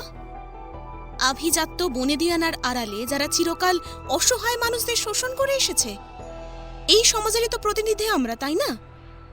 তুমি, আমি, মা, দাদা সবাই এই সমাজেরই তো প্রতিনিধি। আর যাদের তুমি কানা অন্ধকার গলি বলছো, তাদের সৃষ্টি কাদের জন্য হয়েছে? আমাদের মতো মানুষের হিপোক্রেসির জন্যই তো। বাহ, তাই কদিনে বেশ ভালোই ব্রেন ওয়াশ হয়েছে দেখছি। অবশ্য লক্ষ্য আমি অনেকদিন ধরেই করেছি, শুধু মুখে কিছু বলিনি। যেদিন থেকে তুমি আমাদের মিথ্যে বলা শুরু করেছো, সেই দিন থেকেই আমি বুঝেছি। তুমি কি ভাবলে সে না? বাবা কিচ্ছু বুঝতে পারবে না, জানতে পারবে না। তোমার ভাবগতিক দেখেই আমি বুঝেছিলাম, কিন্তু অপেক্ষা করেছিলাম কতদিন তুমি আমাদের ভালোবাসা আর বিশ্বাসের সুযোগ নিতে পারো সেটা দেখছিলাম। তুমি হাজারদুয়ারে গিয়েছিলে তোর সঙ্গে। তুমি আমার উপর নজর রাখছিলে? না, প্রয়োজন ছাড়া এত নিম্ন রুচির কাজ মৃগাঙ্ক চ্যাটার্জি করে না। আর আমার মেয়ে কি করছে, কার সঙ্গে ঘুরছে, সেই সব জানার জন্য আমার কারোর উপর নজর রাখতে হয় না। তুমি যাদের সঙ্গে মেশো ভেবেচিন্তে মেশো তো। রাহুল বলেছে আমাকে, ওই ছেলেটির সঙ্গে তুমি হাজারদুয়ারিতে গিয়ে অনেকবার আলাদা করে ঘুরতেও বেরিয়েছো, তাই তো? কি? তুই ওই ছেলেটার সঙ্গে বাইরে গিয়ে রাত কাটিয়ে এসেছিস? এত এত সাহস বেড়ে গেছে? এত নির্লজ্জ হয়ে গেছিস তুই? আর থাকতে না পেরে বেলা হাত তোলেন সৌরসেনীর গায়ে, চড় মারেন ওকে। প্রহৃত সৌরসেনী মূর্তির মতো দাঁড়িয়ে থাকে। জীবনে কোনোদিন মার খায়নি ও। চুপ করে দাঁড়িয়ে থাকলে বেলা মারতে মারতে একসময় ক্ষান্ত হয়ে যান। ওর চোখ জলে ভরে ওঠে। তোকে আমরা অন্ধের মতো বিশ্বাস করি, আর তার এই মূল্য দিলি তুই আমাদের সেনা? আজকের দিনটা না আসলে বোধহয় আমার প্রতি তোমাদের ভালোবাসা, বিশ্বাস কতখানি ঠুনকো সেটা কোনোদিন জানতেই পারতাম না। আমার জন্য যাতে তোমাদের বংশমর্যাদা নষ্ট না হয়, আমি সেই চেষ্টাই করব। কথাগুলি বলে সৌরসেনী আস্তে আস্তে এখান থেকে ওর ঘরে চলে যায়। তবে যাওয়ার আগে আরেকবার থামে। তবে আমি যা ডিসিশন নিয়েছি তার বদলাবার নয়। তুমি যদি এই সিদ্ধান্তেই অটল থাকো, তাহলে জীবন থাকতে আমি তোমার আর কোনোদিন মুখ দেখব না, জেনে রেখো। বেশ, যেমন তোমার ইচ্ছা। সৌরসেনীর পায়ের তলাটা মনে হয় কেঁপে ওঠে যেন, কিন্তু ওর স্বর এতটুকু বিচলিত হয় না। পিসমণি এখন কোথায় আছে বাবা? জানি না। সুতনু মেয়ের হাতটা শক্ত করে ধরে আছে। 27 বছর আগের সেই রাতটা ছবির মতো ভেসে উঠছে ওর মনে আবার। ওই একটা রাত সব বদলে দিয়েছিল ওদের পরিবারে। সুতনুর চোখ থেকে জল বেরিয়ে আসে। তোর পিসিকে আমরা অনেকবার বোঝানোর চেষ্টা করেছিলাম, বিশেষত আমি, যাতে পাগলামি না করে, কিন্তু কোনো লাভ হয়নি। বাবা মাও খুব জেদি ছিলেন, মাও তো রাজি ছিল না, কিন্তু সেনাকে বড্ড ভালোবাসত। তাই ওর মুখ চেয়ে মা মানতে রাজি হয়ে গিয়েছিল ময়ূককে, কিন্তু বাবা কিছুতেই মানল না। এক ঠান্ডা যুদ্ধ চলতো যেন ওদের মাঝে। তবে কি জানিস তো, মেয়েটা ময়ূককে সত্যি ভালোবাসত। না হলে ওর সম্মানে আঘাত লাগার জন্য, ওকে বারবার অপমান করার জন্য বাড়ি ছেড়ে চলে যেত না। 25শে ডিসেম্বরের আগের রাত ছিল সেদিন। সেনা বাড়ি ছেড়ে চলে গেল। ও চলে যাওয়ার রাগটা বাবা মেনে নিতে পারেনি, সব যোগাযোগ বন্ধ করে দিয়েছিল। এরপর তোমাদের আর পিসমণিদের সঙ্গে দেখা হয়নি? তোমরা কেউ একবার ছেলেটাকে দেখতেও পর্যন্ত চাওনি? না, ময়ূকের সঙ্গে আমাদের কারোর সরাসরি দেখা হয়নি। তুই তোর সেই রাগী দুর্দম দাদুকে দেখিসনি রে না। তুই যে ঠামকে চিনতিস, সেও 27 বছর আগে অত নরম ছিল না। সেনার ময়ূখের সঙ্গে চলে যাওয়ার ধাক্কাটা বাবা মা মেনে নিতে পারেনি। আমিও যাতে এরকম কিছু না করি, তাই ওরা তড়িঘড়ি তোর মায়ের সঙ্গে আমার বিয়ে দিয়ে দেয়। অবশ্য আমার তোর পিসির মতো কোনো গল্প ছিল না। তোর দাদুর বংশ, পরিবার, আভিজাত্য, ফিনান্সিয়াল ব্যাকগ্রাউন্ড, এত কিছু ক্লজেস ভেদ করে আমার সত্যি তেমন কিছু করার সাহস বা ক্ষমতা কোনোটাই ছিল না। তারপর তো তোর মাকে নিয়ে এত বছর কেটে গেল। আচ্ছা, দাদু ঠাকুমা চলে যাওয়ার পর তোমরা পিসমণির সঙ্গে সম্পর্ক ঠিক করলে না কেন? ময়ূক আর বেঁচে নেই শুভ। সেনা এখান থেকে যাওয়ার পর ওরা কিছুদিন আলাদা ছিল, তারপর বিয়ে করে। ওদের বিয়ের 3 মাসের মধ্যে একটা অ্যাক্সিডেন্ট, আর ময়ূক তখন মারা যায়। সেনা প্রেগনেন্ট ছিল তখন, ওর বাচ্চাটাও নষ্ট হয়ে যায়। শুধু অদ্ভুতভাবে ভাগ্যক্রমে ও বেঁচে যায়, না হলে কারোর বাঁচার কথা ছিল না। ওই অ্যাক্সিডেন্টের পর সেনা পুরোপুরি বিধ্বস্ত হয়ে পড়েছিল। ওকে বাড়িতে এনেছিলাম আমরা। ও কারোর সঙ্গে কথা বলতো না, কিছু বললে শুধু তাকিয়ে থাকতো। যে সেনা প্রতিদিন সূর্যোদয়ের আগে উঠতো, সূর্যোদয় দেখতে পছন্দ করত, সে আলো পর্যন্ত সহ্য করতে পারতো না। সবসময় ঘর অন্ধকার করে বসে থাকতো, এমনকি ওর কাছে পর্যন্ত যেতে কেউ সাহস করতো না। আমরা নানানভাবে চেষ্টা করেছিলাম, কিন্তু পারিনি। তোর মায়ের তখন সবে বিয়ে হয়েছে, ও এসব দেখে রীতিমতো ভয় পেয়ে যেত। বিশেষত তোর পিসিকেই ও বেশি ভয় পেত। সে না এমনিতেই গম্ভীর ছিল, তারপর ময়ূক চলে যাওয়া, বাচ্চাটা নষ্ট হয়ে যাওয়া, এত কিছুর পর ও আরো গম্ভীর হয়ে গিয়েছিল। এত গম্ভীর হয়ে গিয়েছিল যে বাবা মা পর্যন্ত ওর সঙ্গে কথা বলতে ভয় পেত। তারপর একদিন সকালে উঠে আর সেনাকে বাড়িতে খুঁজে পাওয়া গেল না। আমরা তন্ন তন্ন করে খুঁজেছি, কিন্তু ওকে আর পাওয়া যায়নি। সেনা হারিয়ে গেল আমাদের জীবন থেকে। সুতনুর চোখের জল যেন শুকিয়ে গেছে, কিন্তু এত বছর কথাগুলো যেন ওর বুকের ওপর পাথরের মতো চেপেছিল। এখন বলতে পেরে হালকা লাগছে। ওর কথাগুলোর প্রভাবে অস্বাভাবিক নীরবতা নেমে এসেছে ঘরে। খানিকক্ষণ পর শুভমিতা আস্তে আস্তে বলে, এরপর তোমরা আর কেউ খোঁজ করনি পিসমণির? করেছি, অনেক করেছি। বাবার প্রচুর সোর্স লাগিয়ে দিয়েছিল। প্রায় 9 বছর খোঁজার চেষ্টা করেছি, কিন্তু যে নিজে থেকেই হারিয়ে যায় তাকে বোধহয় আর খুঁজে পাওয়া যায় না। এদিকে ততদিনে বাবা মায়ের শরীর ভাঙতে শুরু করেছে। সেনার এই হারিয়ে যাওয়াটা বাবা মা মেনে নিতে পারেনি, বিশেষত বাবা। আসলে যতই করুক, মেয়েটাকে সব থেকে বেশি ভালোবাসতো তো। ওর জীবনে যখন এত বড় দুর্যোগ নেমে এলো, বাবা নিজেই তো নিয়ে এসেছিল ওকে। অনেক নামি দামি ডাক্তার দেখানোর চেষ্টা করা হয়েছে, কিন্তু সেনা কিছুতেই আর রেসপন্ড করেনি। তারপর ওর চিরকালের মতো চলে যাওয়াটা একটা বিরাট ধাক্কা ছিল। বাবা কোর্ট প্র্যাকটিস থেকে পুরোপুরি রিটায়ারমেন্ট নিয়ে নিল। মা যদিও কিছুটা সামলে গিয়েছিল, কারণ ততদিনে তুই এসে গিয়েছিস। মা তোকে আঁকড়ে ধরেছিল। তুই হওয়ার পর বাবাও একটু সুস্থ হয়েছিল, কিন্তু বেশি দিন নয়। তারপর একটু একটু করে শয্যাশায়ী হয়ে পড়লেন। তুই হওয়ার সময় ও বাড়ি আমরা ছেড়ে দিই। ওই ঘরের কোনায় কোনায় সেনার স্মৃতি জড়িয়ে আছে। ওই নিয়ে আর আমাদের পক্ষে থাকা সম্ভব ছিল না, তাই শ্যামবাজারের বাড়িতে পার্মানেন্টলি সেটেল করে গেলাম। আমার কি মনে হয় জানো বাবা, দাদু হয়তো পিসিমণির খোঁজ পেয়ে গিয়েছিলেন, কিন্তু তোমাদের বলেননি। কি বলছিস? তোর হঠাৎ এমন মনে হলো কেন? জানি না, মনে হলো তাই বললাম। আমি একবার বেলেঘাটার বাড়িতে যেতে চাই, যাব? ঠিক আছে, যা, ঘুরে আয়।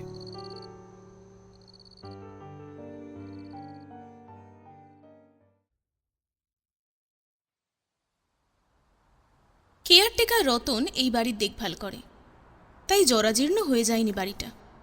আজ শুভমিতা যখন এই বাড়িতে পা দেয়, ওর অদ্ভুত এক অনুভূতি হয়।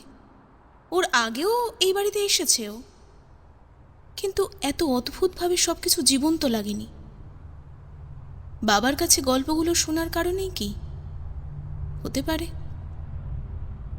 সৌরসেনের ঘরটা চেনে শুভমিতা। ছোটবেলায় যখন এ বাড়িতে আসতো ও, তখন থেকেই ওর এই ঘরের প্রতি একটা অদৃশ্য টান রয়েছে।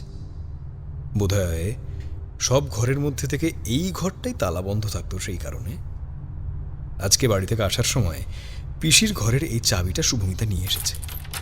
পিসিকে সচক্ষে কখনো দেখেনিও, তবে যে মানুষটির এমন চমৎকার চরিত্র ছিল, তার সান্নিধ্য লাভ করার ইচ্ছে ওকে এই বাড়িতে নিয়ে এসেছে। ভূতে টুতে এখন আর ভয় পায় না শুভমিতা, তাই সৌরসেনীর ঘরে তালা খুলে ঢুকে ও পূর্বের জানলার কোণটা খুলে দেয়।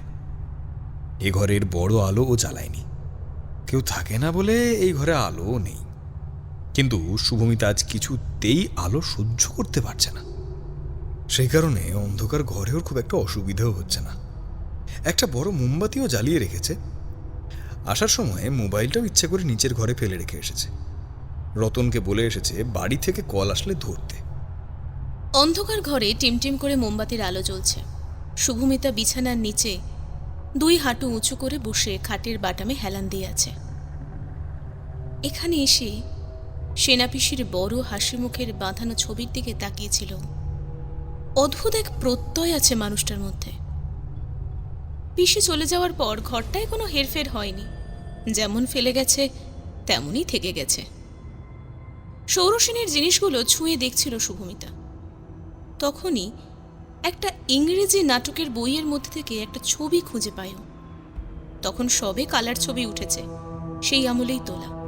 আজকের মতো দারুণ পিকচার কোয়ালিটি নয়, তবে ছবির মানুষটিকে দেখে অবাক হয়ে যায়।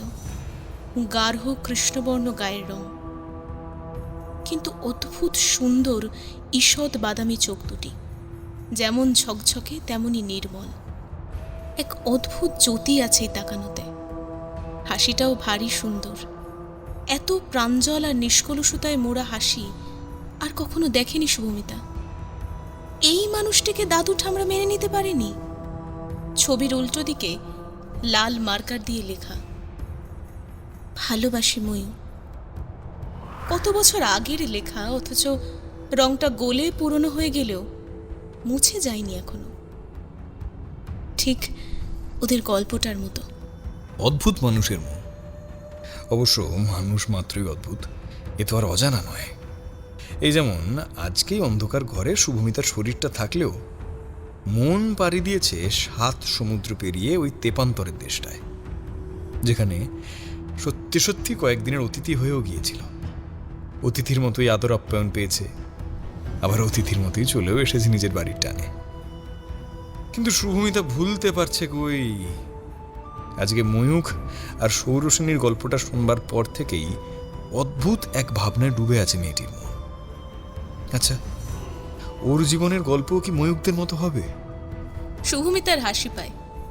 যেখানে ওর নিজের জীবনের কোনো কিছুই ওর আয়ত্তের মধ্যে নেই, সেখানে ওর গল্প কেমন হবে বা হবে না তা ভাবা বাতুলতা মাত্র। পিসির কথা কখনো বাবা মাকে জিজ্ঞেস করেনি শুভমিতা। ঠিক হয়তো প্রয়োজনটা মনে হয়নি। ও জন্ম থেকে কোনোদিনই ওই মানুষটার উল্লেখ ওই বাড়িতে কাউকে করতে দেখেনি, তাই স্বাভাবিকভাবেই কোনো কৌতূহলও ছিল না। বাবা যদি না নিজে থেকেই বলতো, বোধ করি ওর জানাও হতো না। কিন্তু এখন মনে হচ্ছে না জানলে অনেকটা জিনিস অজানাই থেকে যেত ওর। কে জানে ময়ূককে হারিয়ে সৌরসেনী কেমন ছিল। পিসিকে কোনোদিন না জানায়, না চেনায় ওই দুটো মানুষ ওর কাছে কোনো গল্পের স্বতন্ত্র চরিত্রের মতোই। অনায়াসেই সংস্কার মুক্ত মন কল্পনার পাখা মেলে দিতে পারে। শুভমিতা চোখ বন্ধ করে হেলান দিয়ে বসে আছে পুরোনো আমলের সেগুন কাঠের বিছানার বাটামে। ওকে অনুভব করতে পারছে সৌরসেনীকে। ময়ূখ যখন ওকে ছেড়ে অনেক অনেক দূরে চলে গিয়েছিল, সৌরসেনীরও কি এমন শূন্য মনে হতো নিজেকে? সবকিছু খালি লাগতো। অবশ্য ওর আর সৌরসেনীর মিল বা হবে কি করে? এরিক তো আর শুভমিতাকে ছেড়ে চিরদিনের মতো চলে যায়নি। তবে এরিকের সঙ্গে আর কি দেখা হবে ওর? আজ 2 দিন বড্ড বেশি মনে পড়ছে ওর কথা। যাই হোক, এরিকের পরিচয়, তবু ওকে একবার কাছে পাওয়ার তৃষ্ণা ওর ভিতরকে শুকনো খটখটে করে তুলছে। কি একটা প্রচন্ড আওয়াজে চমকে ওঠে শুভমিতা। ভারী কিছু একটা পড়ার শব্দ হলো। শুভমিতার চোখ বন্ধ করে একাগ্র হওয়ার চেষ্টা করে। একটা চেনা বাতাসকে ভারী করে তোলা ঘ্রাণ ঝাপটা দিচ্ছে ওর নাকে। বড্ড কাছের এই ঘ্রাণ, এই নৈশব্দর শব্দ। শুভমিতার মনে হয় জানলা থেকে কি একটা বাতাসের তোর ঝপ করে ঢুকে গেল ঘরের মধ্যে। মোমবাতির আলোটা কেঁপে উঠল যেন এতে। শুভমিতা স্থির হয়ে বসে দেখছে। একটা সূক্ষ্ম বিন্দু ধীরে ধীরে ঘূর্ণির রূপ নিচ্ছে। প্রথমে সে ভয়ঙ্কর হয়ে ওঠে, তারপর ধীরে ধীরে নিজের তীব্রতা কমিয়ে আনে। আস্তে আস্তে ঘূর্ণিটা মিলিয়ে গিয়ে একটা মানুষাকৃতি ফুটে ওঠে। এখন সে ঠিক মানুষের মতোই রয়েছে, মানুষের মতো পোশাক, চাল চলন। লোকটি এসে ধীরে ধীরে শুভমিতার পাশে বসে পড়ে। শুভমিতা আজ আর অবাক হয় না, বরং ধীর স্থির হয়ে বসে থাকে। এরিকের কপালে কিছু ক্ষত রয়েছে। মেয়েটির নজর সর্বাগ্রে সেদিকে যায়। কেমন আছো? কি মনে হচ্ছে দেখে? আমার মনে হওয়া বা না হওয়াতে কিছু যায় আসে কি সত্যি? তোমার আমার উপরে রাগ হওয়া, অভিমান হওয়া সবটাই খুব স্বাভাবিক। কোনো অভিমানই নেই আমার তোমার উপর। কোনো চিটার রাক্ষসের থেকে আমি নিজের কথা শুনতে চাই না। বেশ, তোমার যেমন ইচ্ছা, কিন্তু আজ আমি বেশি টাইম নেব না তোমার। তুমি যা বলবে আমি তোমার সব কথা শুনবো, আর বলবো আজকে নিজের কথা, কারণ তোমার কাছেই শুধু বলা যায়। জানতে অজান্তে তুমি সেই একমাত্র মানুষ যে আমাকে ভালোবেসেছো। এই ঋণ আমি কোনোদিন ভুলবো না। Shut up, just shut up. তোমার ঋণ চেয়েছি আমি? সবসময় নিজেকে মহান দেখাতে দেখাতে টায়ার্ড লাগে না তোমার নিজেকে? আমি জানি তোমার মনে আমাকে নিয়ে অনেক প্রশ্ন তৈরি হয়েছে। সেদিনই হয়েছিল, কিন্তু সবটা বলতে পারোনি। আজ আমি তোমাকে সব বলবো। সেদিন তো খুব হিরোগিরি দেখানো হয়েছিল। মাথাটা এত ইনজিওর্ড হলো কি করে? 15 দিন হয়ে গেছে, এখনো কোনো চেঞ্জ আসেনি। তুমি তো আবার মানুষ নও, ভূত না ভ্যাম্প ওই সব। তোমার তো ম্যাজিক করে সেরে যাওয়ার কথা। তাহলে এরকম দুঃখীরাম সেজে এসেছো কেন? ম্যাজিক করে যদি সেরে যেত তাহলে সবার আগে তোমাকে মাথা ফাটা থেকে আটকাতাম সেদিন।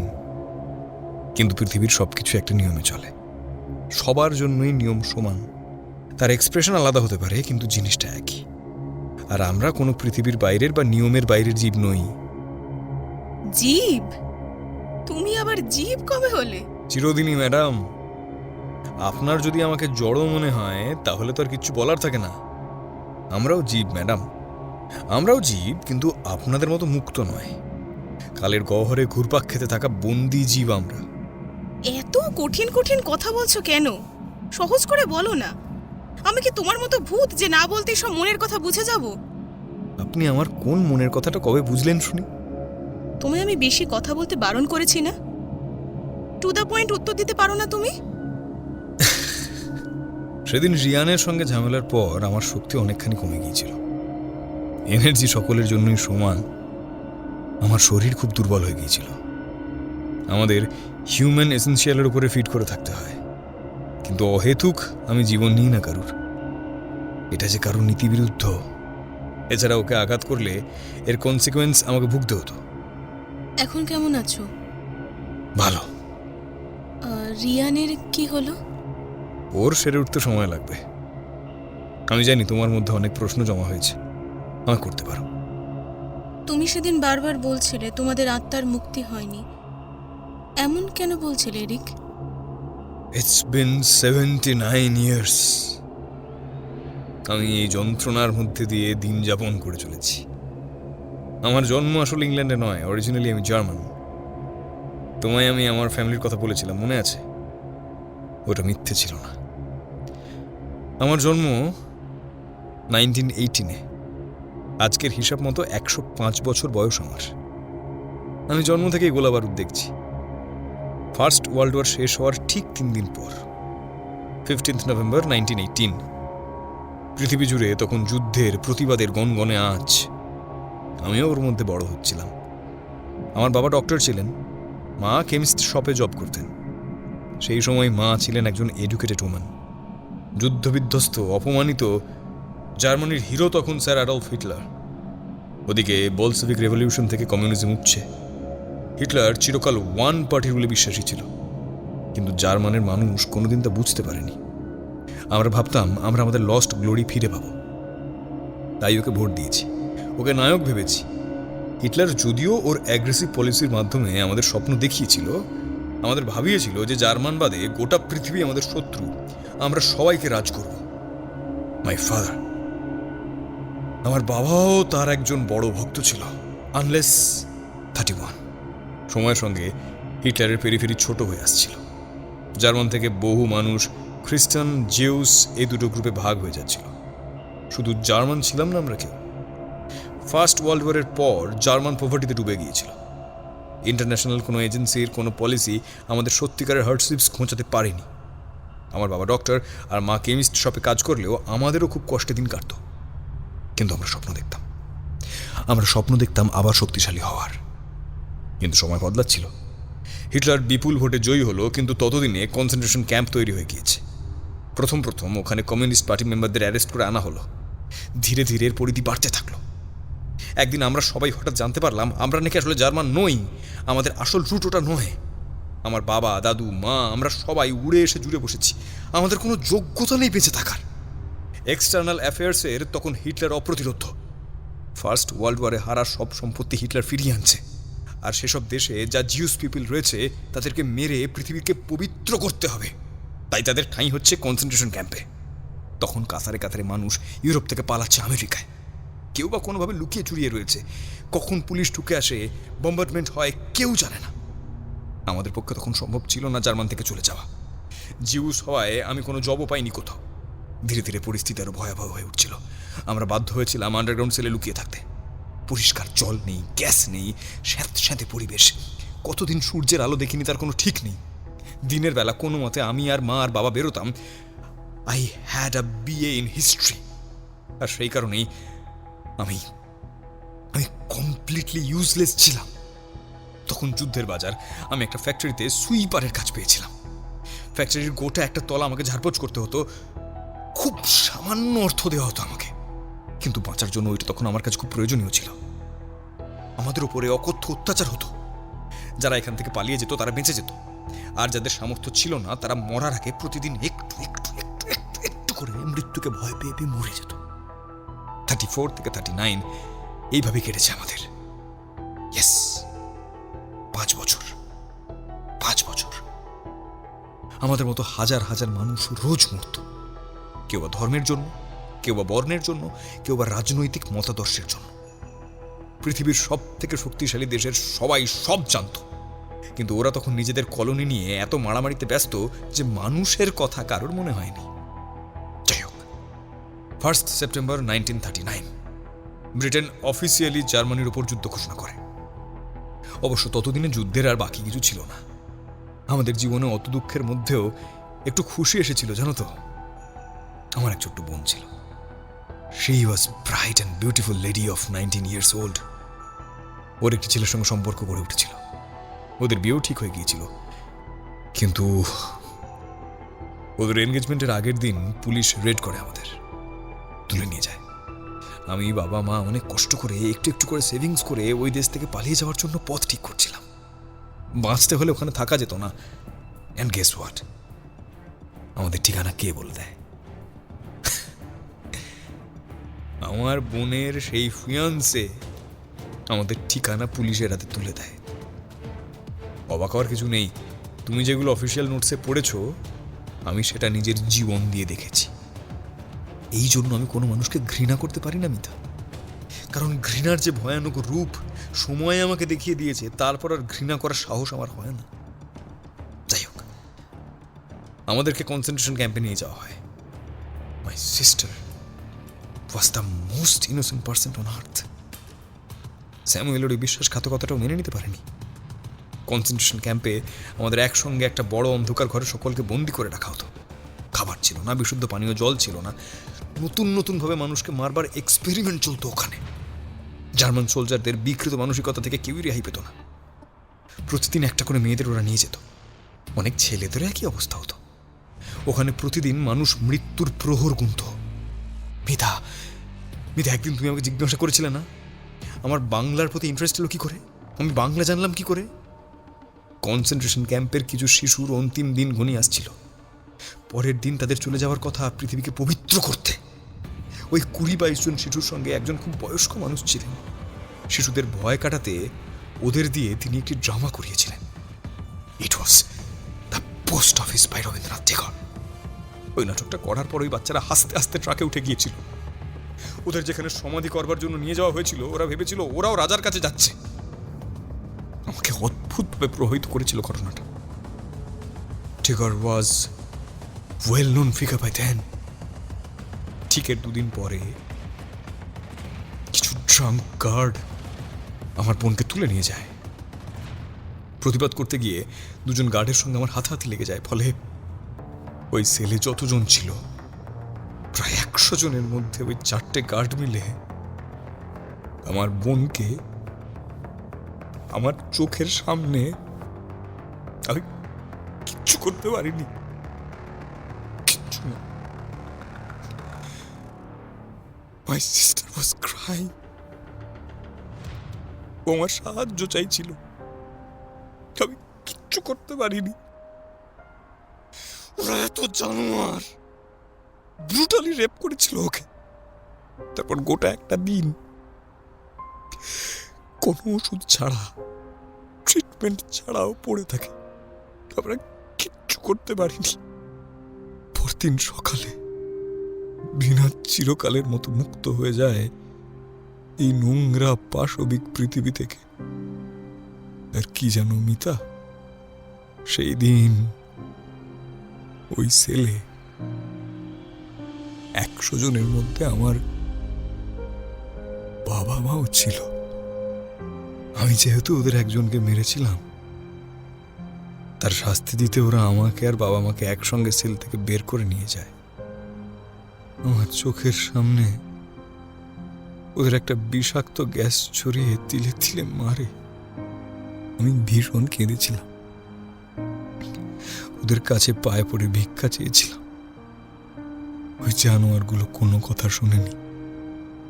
একই দিনে এত শোক আমি নিতে পারিনি, পাগল হয়ে যাচ্ছিলাম। তাই সেই রাতে আমিও সুইসাইড করি। এই হলো এরিক লেভির জীবনের প্রথম অধ্যায়। এরিক এতখানি বলার পর শ্বাস নেয়। আজ 83 বছরে এই প্রথম ও নিজের জীবনের দুঃসময়ের কথাগুলি বলে। এতদিন যেন ওর আত্মার উপর একটা ভার হয়ে বসেছিল। ও আবার বলা শুরু করে। অথচ দেখো, আমার এমন ভাগ্য যে মৃত্যুর পরও কোনো মুক্তি হলো না। আমার কোনো নতুন দেহ পায়নি আমার আত্মা। আত্মহত্যা করেছিলাম তো, তার ভার, তার শাস্তি আজও আমি বয়ে চলেছি। তুমি আমার আসল রূপ দেখোনি মিতা, দেখলে বুঝতে কতখানি ভয়ানক তা।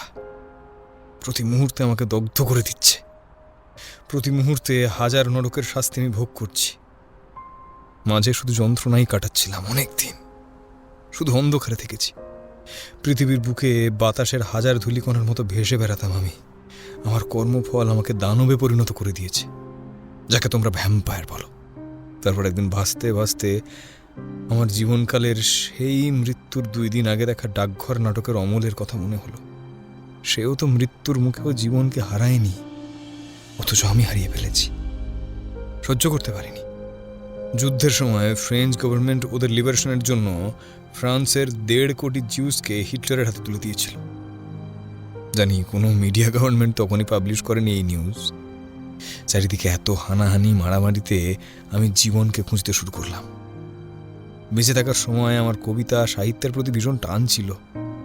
জীবন থেকে হার মেনে নেওয়ার জন্য আমি যেমন শাস্তি পেয়েছি, তেমনি আমার ভালো কর্মের জন্য কিছু শক্তিও পেয়েছিলাম। আমরা কোনোদিনই ঈশ্বর দেখিনি। তোমরা যেমন সর্বশক্তিমানকে অনুভব করো, আমিও তেমন করি। যাই হোক, আমার ওই পজিটিভ পাওয়ারের জোরেই যেমন ইচ্ছা মানুষের রূপ পেয়েছিলাম আমি। মৃত্যুর পরেও একই দেহের খোলসকে ধরে রাখার যে যন্ত্রণা, সে আমি ভোগ করলেও এটাকে ইচ্ছে মতো ব্যবহার করতে পারি আমি। ধীরে ধীরে আমার মধ্যে জানার সেই বাসনা আবার তৈরি হলো। পৃথিবীর নানান ধর্ম আর রাজনীতি, ইতিহাস, ভাষা, সমাজ, এইসব ব্যাপারে আমার আগ্রহ বাড়তে থাকলো। আর আমার শরীর ধারণের অ্যাডভান্টেজটা তো আছেই। পৃথিবীর বিভিন্ন জায়গা ঘুরে আমি বিভিন্ন টেক্সট পড়তে লাগলাম। ফলস আইডেন্টিটি তৈরি করা আমার কাছে খুব কঠিন কাজ ছিল না। যখন যেমন ইচ্ছে হতো পৃথিবীর যে কোনো ইনস্টিটিউটে গিয়ে আমি ছদ্মবেশে থাকতাম। যতদিন না মুক্তি হচ্ছে আমি এইভাবে আমার জীবন কাটিয়ে যাব, এই ভেবেছিলাম। তবে শুধু শুধু মানুষকে ডিসইলিউশন করা আমাদের নীতিবিরুদ্ধ। কিন্তু সবাই তো একরকম হয় না। যেমন তুমি দেখেছিলে রিয়ানকে, ওর হাত থেকেও মুক্তি পায়নি। আমরা হয়তো ভাবি আমরা মৃত্যুর পর মুক্তি পেয়ে যাই, কিন্তু আসলে সেসব কিছুই হয় না। আমরা মৃত্যুর সময় যে ভাবটা নিয়ে মরি, মৃত্যু পরবর্তী সময়ও আমাদের মনের সেইভাবেই আমাদের ক্যারেক্টারকে ইনফ্লুয়েন্স করে। রিয়ান আমার বয়সী, ওর সঙ্গে বিভিন্ন সময় আমার সংঘর্ষ হয়েছে, তাই ও আমার সহ্য করতে পারে না। মৃত্যুর আগে ও একজন জমিদারের ছেলে ছিল, কিন্তু ভয়ানক অত্যাচারী হওয়ায় ওর একজন প্রেমিকা ওর সঙ্গে বিদেশে ঘুরতে এসে ওকে মেরে দেয়। রিয়ান মারা গেলেও ওর ভেতরের সেই পাশবিক অন্ধকার সত্তা ওকে ছাড়েনি, তাই মৃত্যুর পর ও আরো ভয়ঙ্কর হয়ে ওঠে। এভাবেই সময় কাটছিল, কিন্তু 4.5 মাস আগে ডিসেম্বরের এক রাতে খাবারের সন্ধানে আমরা সবাই যে যার মতো বেরিয়েছিলাম। তুমি কি ভাবলে এই জগতে শুধু আমরাই আছি? আমাদের মতো আরো অনেকে আছে, শুধু এক একজনের এক এক রকম গল্প। সেদিন খাবার খুঁজতে বেরিয়ে রিয়ানের তোমাকে পছন্দ হয়ে যায়। তুমি হসপিটালে যে স্বপ্নটা দেখেছিলে সেটা শুধু স্বপ্ন নয়, বাস্তব। কিন্তু সেদিন সেই ভ্যাম্প আমি ছিলাম না। আমি জানি এতদিনে আমার এইটুকু শক্তি হয়েছে যে আমি পজিটিভ এনার্জিকে দেখলেই সেন্স করতে পারি। And you are an innocent soul. সেদিন আমি তোমাকে বাঁচাই, কিন্তু আমি তোমার সামনে আসিনি। অফিসার রিচার্ডকে মনে আছে তোমার? যাকে দেখে তোমার ওয়েট লাগতো। ইউ আর অ্যাকচুয়ালি রাইট, রিচার্ডকে আমি পাঠিয়েছিলাম। নাহলে রিয়ান তোমার সেদিন ছাড়তো না। এমন ভয়ানক মৃত্যু দিত যে ওর সঙ্গে সঙ্গে তোমার আত্মাও এই অভিশপ্ত জীবনে বন্দী হয়ে যেত। হয়তো তুমি তাড়াতাড়ি মুক্তি পেয়ে যেতে, কিন্তু আমি চাইনি এই নরক যন্ত্রণা কেউ এতটুকুর জন্য অনুভব করুক। সেদিন যেহেতু আমি তোমাকে বাঁচিয়েছিলাম, রিয়ানের আমার উপরে রাগ বেড়ে গিয়েছিল। তাই এক কথায় তোমাকে প্রোটেক্ট করতেই আমি ইউনিভার্সিটিতে ঢুকি। আগেই বলেছি, মানুষের মাইন্ড কন্ট্রোল করার মতো পাওয়ার আমার কাছে আছে। সেটা কন্ট্রোল করেই প্রফেসর অ্যালবার্টের সঙ্গে আমি পরিচয় করি। সময়ের সঙ্গে সঙ্গে না চাইতেও তোমার প্রতি আমার একটা সফট কর্নার বিল্ড হচ্ছিল। রিয়ান জানতো সেটা, এই জন্য ও একইভাবে ইউনিভার্সিটিতে ঢোকে। তোমার মনে আছে আমি প্রথম দিনেই কেন রেগে গিয়েছিলাম ওর সঙ্গে তুমি আলাপ করতে গিয়েছিলে বলে? কারণ আমি রিয়ানকে জানতাম। তবে সেদিন ওল্ড লাইব্রেরিতে তোমাকে যে ভয় দেখিয়েছিল সে রিয়ান নয়, ওর মতো আরেকজন সোল, এডওয়ার্ড, যার কথা মিস্টার অ্যান্ড মিসেস সিনহা তোমাকে গল্পের মাধ্যমে বলেছে। মেবি আ কোইন্সিডেন্স, বাট এই এডওয়ার্ডই সেই এডওয়ার্ড। ও এখনো মুক্তি পায়নি, অতৃপ্ত আত্মা হয়ে ঘুরে বেড়াচ্ছে। তবে হ্যাঁ, জ্যাক আর লুসির নতুন জন্ম হয়ে গেছে। জ্যাক আর লুসির গল্পটা তোমায় খুব ইম্প্যাক্ট করেছিল, তাই না Mita? You are such a beautiful soul Mita. তুমি যদি আমার জীবনে আগে আসতে, কি জানি হয়তো আরো আগে আমি মুক্তি পেয়ে যেতাম, বা জীবন থাকতে দেখা হলে। না, কখনোই না। আমি চাই না তুমি আমার জন্য কোনোদিন আঘাত পাও। জীবন থাকতে আমাদের দেখা হয়নি, ভালোই হয়েছে। আমি হসপিটালে থাকাকালীন তুমি এত কান্নাকাটি করতে কেন? কারণ যা হয়েছিল সবকিছুর জন্য আমিই দায়ী। আমি তোমার সঙ্গে এতটা না জড়ালে সবাই মিলে তোমার পিছনে পড়তো না। সেদিন এডওয়ার্ডকে আমি খুব পিটিয়েছিলাম। হ্যাঁ, আমাদের পদ্ধতিতেই ওকে পিটিয়েছিলাম। আর তোমার সন্দেহ ঠিকই ছিল। তুমি ওই ক্লাসরুমে ছিলে, ওই ক্লাসরুমের একটি ছেলে ওই বিল্ডিং থেকে সুইসাইড করেছিল, তাই অলরেডি একটা নেগেটিভ অরা থাকতো। তোমার সঙ্গে আমি দীর্ঘদিন রয়েছি, আমার মাধ্যমে আরও নানা নেগেটিভ পাওয়ার তোমার পাশে ঘোরাফেরা করে, তাই ওখানকার নেগেটিভ অরাটা তোমাকে চট করে ক্যাচ করে ফেলেছিল। তবে ভয়টা এডিবাডি দেখিয়েছিল, আমি আগেই সন্দেহ করেছিলাম। কিন্তু সেদিন আমাদের দুজনের ঝামেলার মাঝে তোমার মাথায় খুব চোট লাগে। পরে ব্যাপারটাকে লাইট আপ করতে আমি তোমাকে স্টেয়ার কেসের কাছে রেখে দিয়েছিলাম। যাই হোক, আমি বুঝতে পারছিলাম তুমি আমার উপরে ওভারলি ডিপেন্ডেন্ট হয়ে যাচ্ছ, যেটা একেবারেই ঠিক হচ্ছিল না। এছাড়া আমার মাধ্যমে বাকিদেরও শত্রুতার কারণ হয়ে উঠছ। তারপর তোমার জেদ 16 আনা, সেদিন জোর করে ট্রেনে না এসে ক্যাবে করে আসতে গেলে, আর রিয়ান এরকমই একটা সুযোগ খুঁজছিল। সেদিনও আমায় তুমি বাঁচিয়েছিলে না এরি? হ্যাঁ, ঠিক মুহূর্তে আমি সেন্স করে নিয়েছিলাম কি হতে চলেছে। বাট বাই গড গ্রেস সেদিন আমি ঠিক সময় পৌঁছে গিয়েছিলাম। ওরা তোমাকে সম্মোহিত করে নিয়েছিল। এরপর যা যা কিছু ঘটেছে কিছুই তোমার অজানা নয়। আমি তোমাকে ঠকাইনি শুভমিতা, আমি কখনো তোমাকে ঠকাতে পারিই না। আমার জীবন অভিশপ্ত, প্রায়শ্চিত্তের জীবন আমার। কিন্তু এত বছরেও যদি আমার জীবনে কিছু ভালো ঘটে থাকে সেটা তুমি। তোমার সঙ্গে প্রথম আলাপ যখন হয়, সত্যি আমার মনে তোমার জন্য কিছু ছিল না। তুমি আমার প্রতি উইক হয়ে পড়ছো দেখেও আমি কিচ্ছু বলিনি।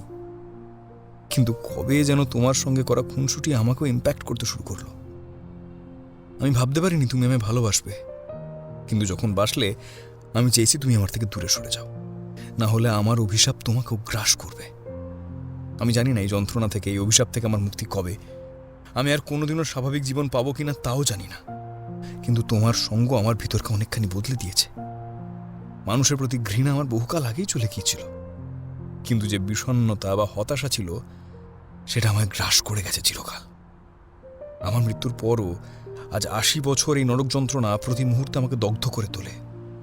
আমার মুক্তি নেই, জানি না কবে মুক্তি পাবো।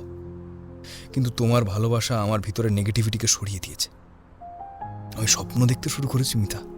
আমার আর কোনো অনুযোগ নেই কারোর উপর, না এই পৃথিবীর ওপর, আর না যে শক্তি আমাদের জীবনকে দূর থেকে নিয়ন্ত্রণ করে তার উপর। আমি বিশ্বাস করতে ভুলে গিয়েছিলাম, আমি আবার বিশ্বাস করতে শুরু করেছি ইতিবাচকতা। নিজেকে বিশ্বাস করতে শুরু করেছি, গডকে করেছি। তুমি যে আমায় কত বড় যন্ত্রণা থেকে মুক্তি দিয়েছো তা তুমি নিজেও জানো না। আমি আবার বেঁচে ওঠার আশা পেয়েছি মিতা, কিন্তু তুমি আমার এই জীবনে থেকো না, নাহলে আমার অভিশাপ তোমায় ছাড়বে না। আর তোমায় কষ্টে দেখার থেকে বড় শাস্তি আর কিচ্ছু নেই। তুমি কি করতে বলো আমাকে? যা তুমি শুনলে, তুমি নিজের জীবন সুন্দর করে শুরু করো।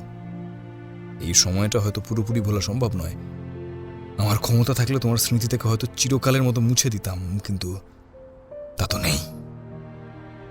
নতুন জীবন শুরু করলে একসময় স্মৃতি ম্লান হয়ে যাবে। খুব ভালো কথা বললে। আমাদের স্মৃতিটাকে যদি মুছে ফেলা যেত, কিন্তু তা যখন করা যাচ্ছে না, বর্তমান যেমনই হোক তাকে তো ছাড়া যাবে না। আর তোমাকে আমি কোনো কারণ দেখে ভালোবাসিনি। যখন মনে হয়েছিল ঠকেছি, ভীষণ কষ্ট হয়েছে, বিশ্বাস করো, ভেঙে গেছিলাম। কিন্তু তাই বলে তোমাকে না ভালোবাসার স্পর্ধা আমার হয়নি।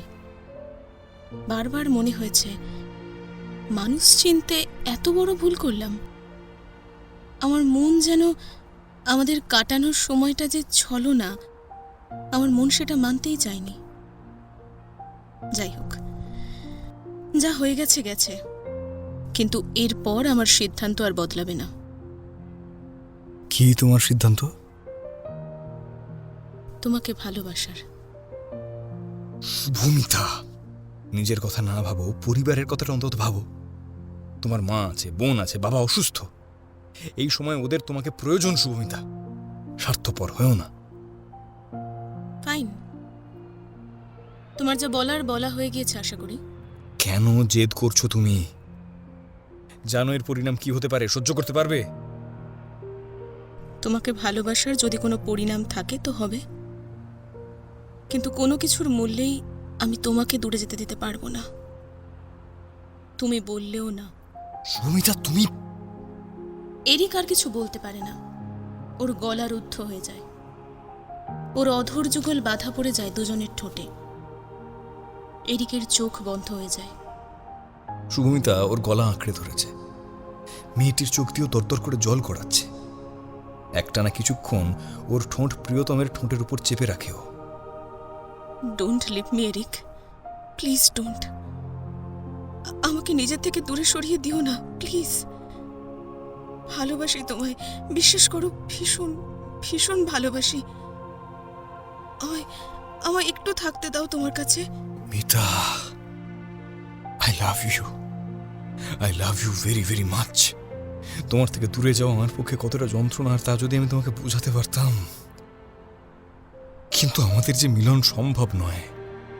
আমি স্বাভাবিক মানুষ নই মিতা, এর ফল আমাদের দুজনকেই পেতে হবে। কয়েক মুহূর্ত ওভাবেই দাঁড়িয়ে থাকে ওরা, যেন সময় থমকে গিয়েছে ওদের জন্য। শুভমিতা এরিকের ঘাড়ে ঠোঁট ছোঁয়ালে এরিক কেঁপে ওঠে। ও শুভমিতাকে নিজের থেকে সরিয়ে দিতে চাইলেও মেয়েটি এক চুল নড়ে না, ওকে ওইভাবেই ধরে থাকে। এরিক বুঝতে পারছে মেয়েটি ক্রমাগত সক্রিয় হয়ে উঠছে। ওর গভীর চুম্বন ওর ঘাড় বেয়ে গলায় এসে থামে। Shubhamita, please don't stop me Eric, don't stop me.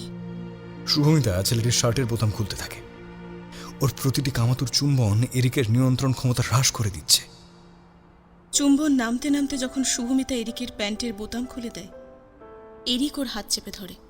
আমি পারবো না মিতা, আমি পারবো না। তোমার এত বড় ক্ষতি করতে আমি পারবো না। সরে যাও প্লিজ, সরে যাও। তুমি জানো না তুমি কি করছো, এর ফল খুব কঠিন হবে সোনা। একজন দানবের সঙ্গে শরীর সম্পর্ক স্থাপন করলে তুমি আমি দুজনেই ভয়ঙ্কর শাস্তি পাবো। প্রকৃতি কাউকে ছাড়ে না। হয় আরো 100 বছর আমি অন্ধকারে ডুবে যাব, আর তুমি জীবন থাকতে থাকতে এর শাস্তি বয়ে চলবে, তারপর বা মৃত্যুর পরেও। প্রিয় নারীর শরীরের গভীরতম স্পর্শ এরিককে কতখানি চঞ্চল করে তুলছে সেটা শুভমিতা নিজেও টের পাচ্ছে।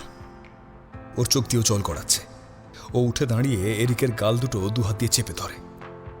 তাকাও, আমার দিকে তাকাও, লুক এট মি প্লিজ। তুমি আমার ক্ষতি করছো, কি বললো তোমায়? তোমার সে ক্ষমতা নেই। ভালোবাসা কখনো কারোর ক্ষতি করতে পারে?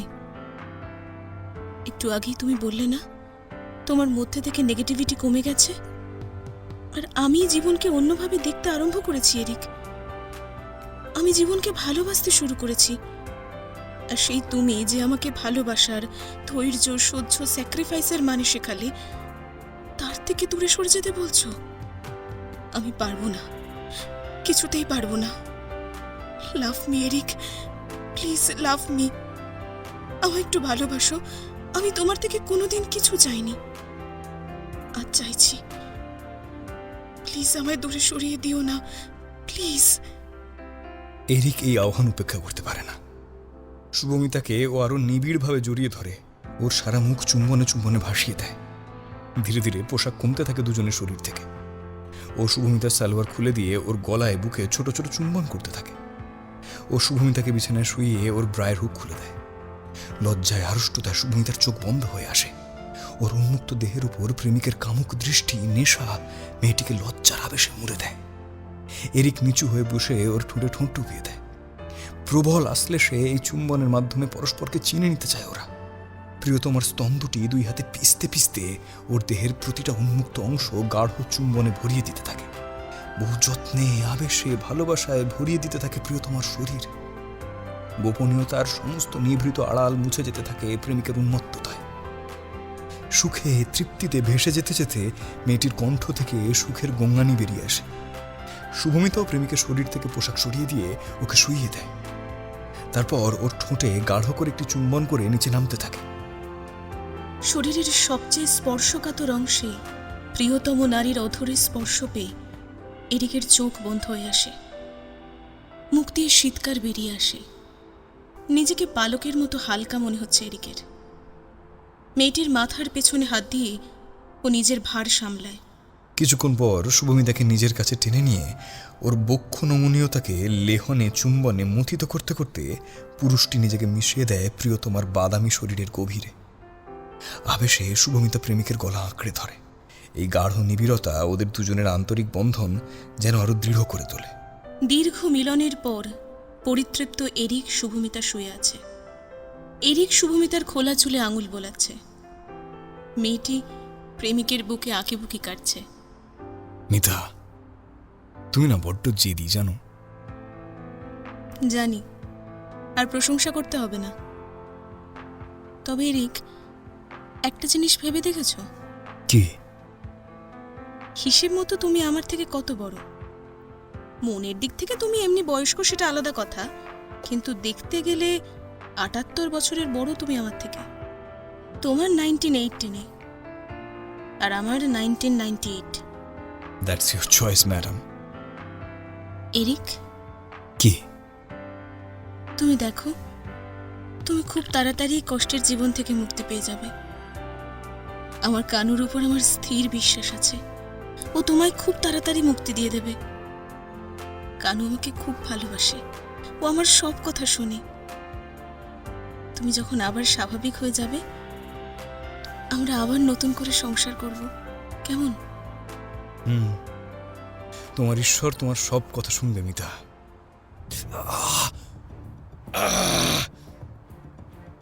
এরিক, এরিক, কি হয়েছে তোমার?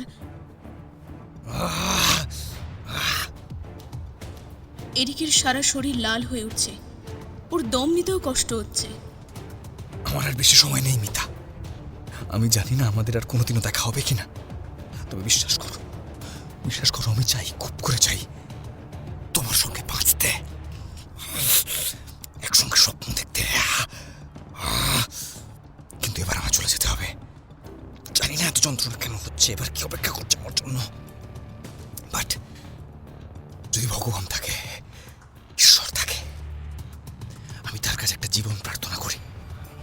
ক্ষমা করে দাও আমাকে, ক্ষমা করে দাও আমাকে ঈশ্বর, আর একটা জীবন আমাকে দাও, যে জীবন আমি আমার ভালোবাসার সঙ্গে কাটাতে পারি।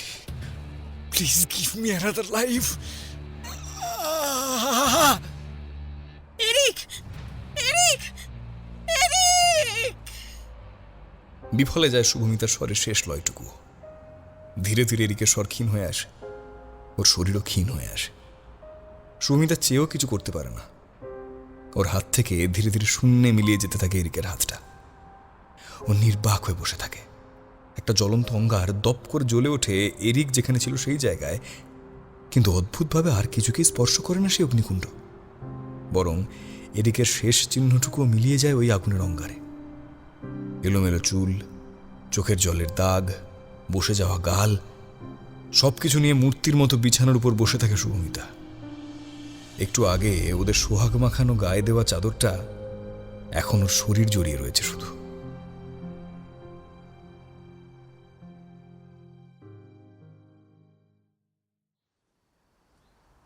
সারাদিন অনেক ঘুরেছে শুভমিতা। এখন একটা গাছের তলায় ধুলোর উপরে শুয়ে আছে ও। ওর সামনে সবকিছু ধূসর লাগছে, যেন বেঁচে থাকার মতো আর পৃথিবীতে কিছুই নেই। ওর শরীর প্রচণ্ড দুর্বল লাগছে, খিদে পেয়েছে কিন্তু খাবার নেই। শুভমিতা এখন কোথায় আছে ও নিজেও জানে না। সারা রাত উদ্দেশ্যহীনভাবে রাস্তায় রাস্তায় ঘোরার পর ও ক্লান্ত হয়ে এখানেই শুয়ে পড়ে। ওর পরনে কালকে রাতের ওই হলুদ রঙের সালোয়ারটা, যেটা একসঙ্গে অনেক কিছুর সাক্ষী। ওর জীবনের সবচেয়ে সুন্দর মুহূর্তটা এনে দিয়েছে, আবার একই সঙ্গে ওর থেকে সবকিছু কেড়েও নিয়েছে। কাল ওই ঘটনাটার পর শুভমিতা অনেকক্ষণ থম মেরে বসেছিল। তারপর কোনো মতে পোশাক পরে খালি পায়ে এলোমেলো অবস্থাতেই ঘর ছেড়ে বেরিয়ে গিয়েছিল।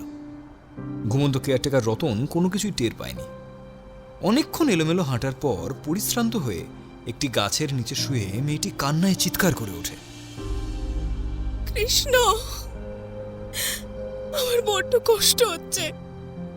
আমার এভাবে দেখতে কি তোমার খুব ভালো লাগছে? এরিককে আমি বড্ড ভালোবাসি, ওকে ফিরিয়ে দাও না, প্লিজ, প্লিজ দাও। না হয় আমার কাছে দিতে হবে না, ওসব কষ্ট আমাকে দিয়ে দাও, ওকে মুক্তি দাও। আর কত পরীক্ষা নেবে তুমি ওর, আর কত কষ্ট দেবে তুমি ওকে। প্লিজ প্লিজ প্লিজ ওকে মুক্তি দাও, ওকে মুক্তি দাও, ও খুব কষ্ট পাচ্ছে। কথাগুলো একসঙ্গে বলতে বলতে মেয়েটি যে কখন রাস্তায় ধুলোর মধ্যে অচৈতন্য হয়ে পড়েছে ওর খেয়াল নেই। সকালে সূর্যের আলোক রশ্মির প্রথম ছটা মেয়েটির মুখমণ্ডলে পড়লে ওর ভ্রু কুঁচকে ওঠে। জল জল। খুব আলতো ক্ষীণ স্বর শোনা যাচ্ছে। শুভমিতার মনে হচ্ছে ও আর এই জগতে নেই, বোধহয় অন্য কোথাও আছে। ওর মন এখনো চরকির মতো ঘুরপাক খাচ্ছে কালকের রাতে বেলেঘাটার বাড়ির ওই ঘরে। তবে গলাটা যেন শুকিয়ে কাঠ হয়ে গেছে ওর। কিন্তু এই তো ওর মুখে কেউ যেন জল দিচ্ছে পরম যত্নে। মা, কি হয়েছে তোমার? মুখ খোলো, এই নাও জল। খুব ক্ষীণ হয়ে শুভমিতার কানে প্রবেশ করছে কথাগুলো। ও বহু কষ্টে একটু চোখ খুলতে পারে। ওর অসুস্থ মস্তিষ্কের ভ্রম কিনা জানে না, কিন্তু চোখ খুললেই সবার আগে চোখাচোখি হয় দুটো নীল চোখের সঙ্গে। এরিক, এরিক, এরিক তুমি এসেছো? বলতে বলতেই শুভমিতার স্বর ক্ষীণ হয়ে আসে। মা, কি হয়েছে তোমার? ওঠো, এই গা পোড়া গরমে এই সকালে তুমি এখানে শুয়ে কেন? মা গো, এই মনি, দেবীমাকে গাড়ি বের করতে বল। এই বাচ্চা মেয়েটা অসুস্থ হয়ে পড়েছে, ওকে হসপিটালে নিয়ে যেতে হবে।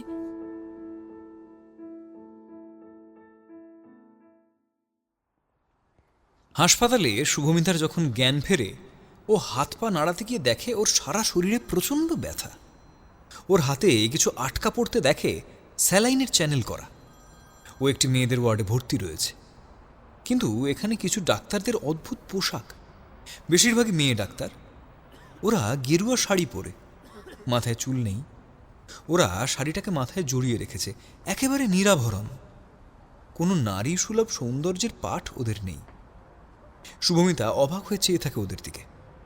হঠাৎই ওর মনে পড়ে যায় একজোড়া নীল চোখ, কিন্তু তাতে কণ্ঠস্বরটি ছিল নারীর। মা, আপনি এখন কেমন আছেন? একটি নারী কণ্ঠস্বর শুনে শুভমিতা মুখ তুলে তাকায়। একজন গেরুয়া পরা ডাক্তার এসেছে ওর কাছে। আপনি কে? আমি কে বলছি, দাঁড়ান, আগে দেখি আপনার হাতটা। গেরুয়াধারী নারীটির মুখে স্নিগ্ধ হাসি খেলে যায়। ও স্টেথোস্কোপ কানে নিয়ে শুভমিতার হাত দেখে। একদম নর্মাল। এরপর একটু হেলদি খাওয়া দাওয়া করলেই একদম ফিট। আর আমি হলাম এই হসপিটালের একজন ডক্টর। নারীটির মুখের প্রশান্তির হাসি দেখে শুভমিতার মন যেন অকারণেই ভালো হয়ে যায়। রোগা ছিপছিপে চেহারা, বয়স আন্দাজ 35-এর মধ্যে। মা, একটু শুনবেন?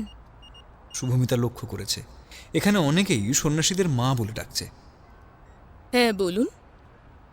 আমাকে যিনি এখানে নিয়ে এসেছেন, আমি তার সঙ্গে একবার দেখা করতে চাই।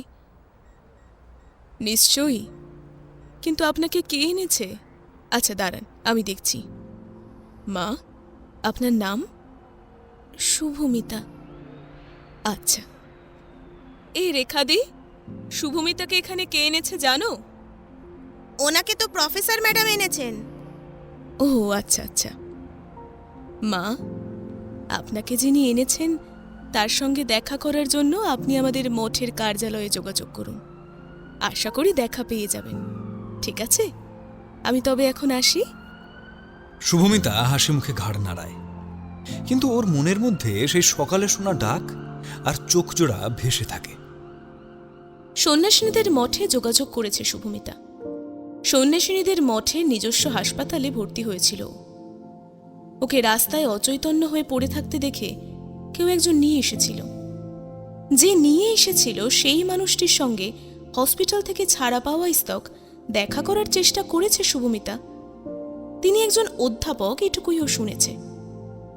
মঠের সঙ্গে অ্যাফিলিয়েটেড যে মেয়েদের কলেজ আছে সেইখানে তিনি পড়ান।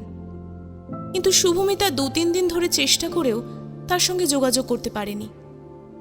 নাকি তিনি ধরা দিতে চান না, এটাও বুঝতে পারেনি ও। সেদিন ওই মানুষটির বদান্যতায় ও পেঁচে উঠেছিল। গত 2 দিন ও হাসপাতাল ও তারপর মঠের আশ্রমে থেকেছে, বাড়ি ফেরেনি। কিন্তু শুভমিতা বেশ বুঝতে পারে ওর শরীর ভিতর থেকে খারাপ হওয়া শুরু করেছে। রাত হতে শুরু করলে সারা শরীরে অসহ্য যন্ত্রণা হয়। এই যে কিসের প্রতিক্রিয়া এবার বুঝতে অসুবিধা হয় না। এরিক ওকে শারীরিক সম্পর্ক করতে বারণ করেছিল, এর ফল দুজনকেই ভুগতে হবে। শুভমিতা বোঝে এটা তারই শাস্তি। প্রকৃতি কোনো কিছুতেই ছাড় দেয় না। এরিক ওর সাজা পেয়েছে, ও পাবে। তবে ও মরার কথা ভাবতে চায় না। জীবন যে কত মূল্যবান এরিক ওকে বুঝিয়েছে। মৃত্যু যদি আসার হয় নিজে থেকেই আসবে। শুভমিতা নিজে থেকে শোকের ভারে মৃত্যুর জন্য কামনা করবে না। জন্ম নেওয়ার সিদ্ধান্ত যখন ও নেয়নি, মৃত্যুর সিদ্ধান্তও নেবে না। জীবন যা করতে চায় ওর সঙ্গে ও তাই সহ্য করবে। তবে ও একটা জিনিসই কায়মনে কামনা করে, জীবনের ওপারে যে কোনো মূল্যে হলেও যেন এরিকের সঙ্গে ওর মিলন হয়, আর এরিক যেন ওর যন্ত্রণা থেকে মুক্তি পায়।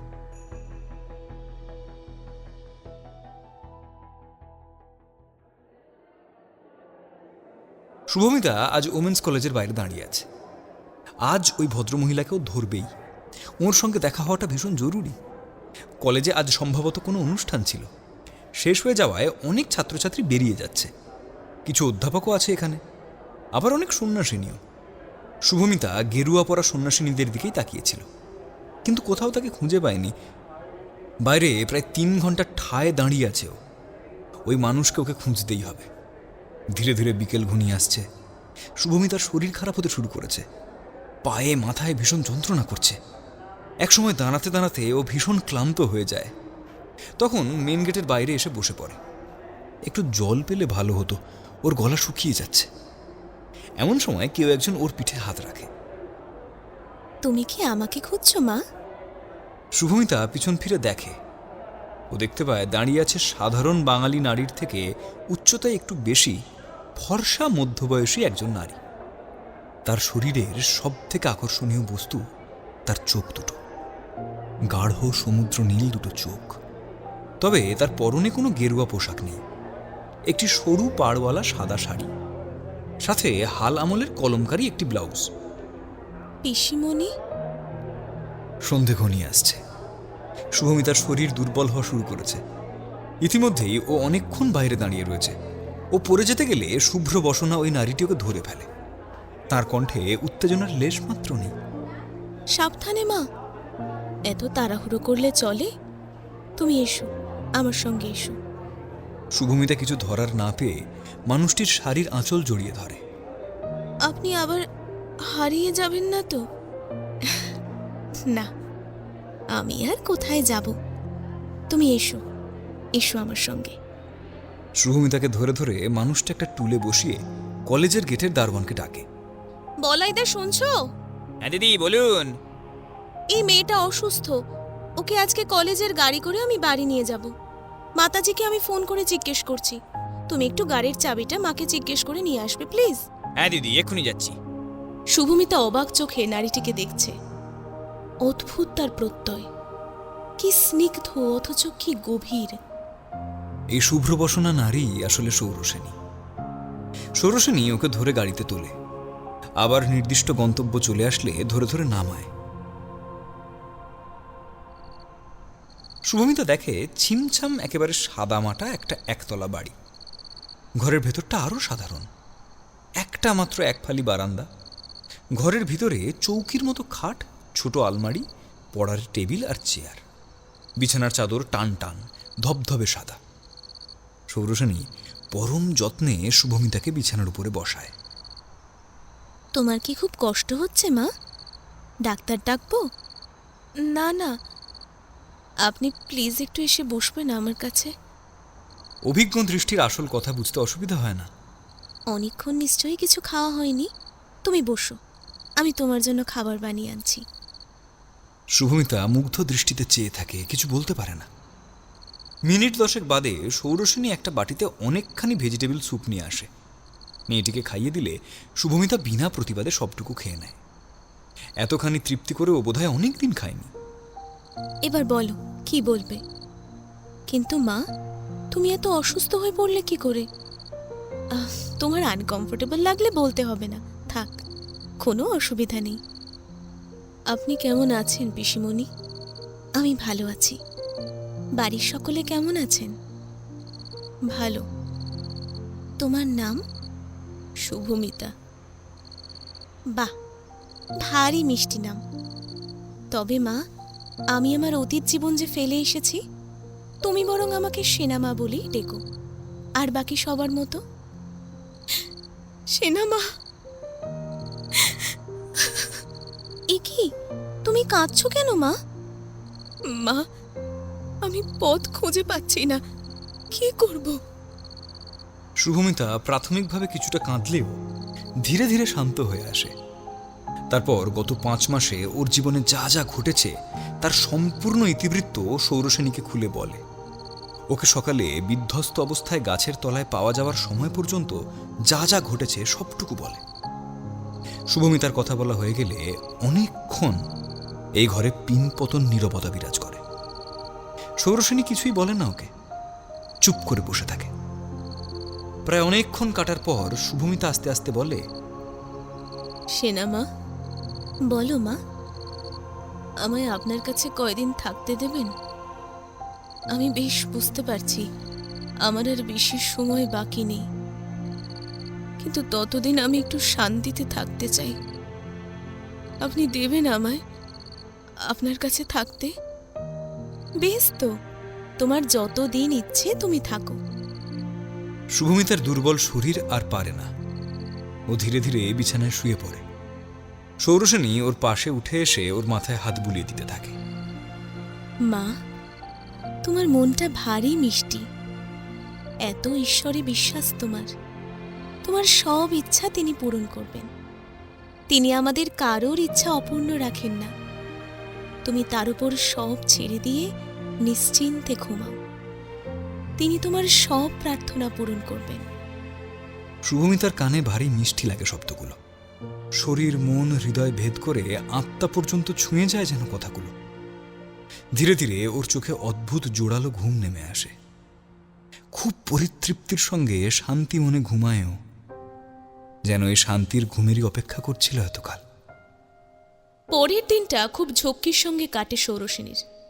শুভমিতার মৃতদেহটা ওর বাড়ির লোকের কাছে তুলে দিতে বিভিন্ন পুলিশি ঝামেলা সামলাতে অনেকটা সময় চলে যায়। সারাদিনে পূজা আহ্নিকের সময়ও পায় না। মাঝরাতে ঘুমের মধ্যেই মারা গেছে শুভমিতা। হাসপাতালে নিয়ে যাওয়ার সময় ডাক্তার মৃত্যুর শংসাপত্রে লিখেছেন মাল্টি অর্গান ফেলিয়ার। শুভমিতার সঙ্গে ওর পরিবারের যোগাযোগ ঘটিয়ে দিয়েছে সৌরসেনী। এর বেশি কিছু নয়, কিন্তু ওর নাম সামনে আসেনি। কয়েকদিন পরপর কাজের চাপ যাওয়ায় আজ সৌরসেনী প্রায় 5 দিন পর মঠে আসতে পেরেছে। এখন ভোরের কালো আকাশ ধীরে ধীরে সাদা হয়ে উঠছে। সৌরসেনী গঙ্গার তীরে এক মনে বসে আছে। ওর পাশে হুইল চেয়ারে মাতা নিষ্ঠা প্রাণা বসে রয়েছেন। গত 27 বছরে তাঁরও বয়স হয়েছে, কিন্তু মুখের সেই হাসিটা যেন আরো তেজিয়ান হয়েছে। সেনামা, কি হয়েছে? কাল রাতে মঠের ঘরেই রয়ে গেলি, তোর বাড়ি ফিরলি না? আমার বাড়ি? এতদিন হয়ে গেল তবু আপনি ঠাট্টা করা ছাড়লেন না। তাহা বটে, তাহা বটে। এই বিশ্ব সংসারে নিজের বাড়ি আর কোথায়, সবই তার অতিথি। তিনি যে সুতোয় টান দেন তেমনভাবেই ঘুরপাক খায় এই মনুষ্য জন্ম। আমার মন আবার উতলা হয়ে উঠছে মা। সে তো হবেই রে মা, পুরনো সুতোয় যে টান পড়েছে, খুব করে তার নাম কর, তিনিই কাটিয়ে দেবেন। মা, আমার কি আর মুক্তি হবে না? কেন হবে না রে পাগলি, তোর তো হয়েই আছে। যেদিন তোকে প্রথম দেখেছিলাম সেদিনই বুঝেছি। তবে একটু যা ভোগ ছিল তা এই জীবনে হয়ে গেল। তবে কি জানিস, তোর বর মানুষটি বড় পবিত্র, শুদ্ধ সত্য ছিল। তোর মায়ার টান কাটিয়ে দিয়ে গেছে, ওই তোকে মুক্ত করে দিয়ে গেছে রে, প্রকৃত সহধর্মীর মতো। আমি জানি তুই কি নিয়ে বিচলিত। ওই মেয়েটার যাওয়ার সময় হয়ে এসেছিল যে, তোর কাছে আসার কথা ছিল, তাই এলো। তবে মেয়ের আধারটা ভারী ভালো, অনেক পুণ্য আছে ওর। যদিও কিছু ভোগ বাকি আছে, পরজন্মে সব পেয়ে যাবে। মা বলতেন, এক দানা চিনি খাওয়ার ইচ্ছে থাকলেও কত জন্ম জন্মান্তর ধরে আসতে হয় এই ধরাধামে। বলতে বলতে মানুষটি নীরব হয়ে যান, স্থির মূর্তিবৎ। পূবের আকাশ ধীরে ধীরে লাল হয়ে উঠছে, সূর্য উঠছে, ভোর হচ্ছে। ব্রাহ্ম মুহূর্ত, যখন জগতের সমস্ত দুঃখ কষ্ট তাপ ও পবিত্রতার প্রলেপে আবার বেঁচে ওঠে। সৌরসেনী এক দৃষ্টিতে তাকিয়ে থাকে সেই দৃশ্যের দিকে। ওর নিমিলিত চোখ বেয়ে জল পড়তে থাকে। সারা রাত নির্ধারিত ডিউটি করে সেদিন আরও একজন সন্ন্যাসিনী হাসপাতাল থেকে ফিরছিল। রাস্তার মাঝে হঠাৎ একজন পূর্ণগর্ভা নারী এসে পড়ে। তার প্রসব যন্ত্রণা আরম্ভ হয়েছে। নবীন ডাক্তারটি তাড়াতাড়ি মানুষটিকে কাছের একটি জায়গায় নিয়ে যায়। ওর সঙ্গে যারা ছিল তাদের সাহায্যে প্রসব করায়। নতুন মায়ের যন্ত্রণার চিৎকারে ও নবশিশুর কান্নার মোড়কে খান খান হয়ে যায় ভোরের নিস্তব্ধতা। নতুন মাটি যন্ত্রণার মধ্যে সন্ন্যাসীর হাত ধরে ফেলে। মাটির মুখে নানা রকম রং লেগে রয়েছে এখনো। কোনো এক কানাগলিতে পাওয়া গেছে তাকে। নবীন সন্ন্যাসিনী নবজাতকটির নাড়ি ছেদ করে তাকে একটা কাপড়ে মুড়ে কোলে নেয় যখন, তখন নতুন শিশুটি চিৎকার করে কান্নাকাটি করে নিজের আগমন বার্তা জানান দিচ্ছে। মাগো, আমার ছেলেকে তোমায় দিয়ে গেলাম, ওকে দেখো, ও যেন তোমাদের কোল পায়। এর ঠিক 3.5 বছর পর কলকাতার একটি নামজাদা হসপিটালে মনোবিদ ডক্টর সৌম্যব্রত গুহর স্ত্রী পিয়ালি গুহ একটি ফুটফুটে কন্যা সন্তানের জন্ম দেন।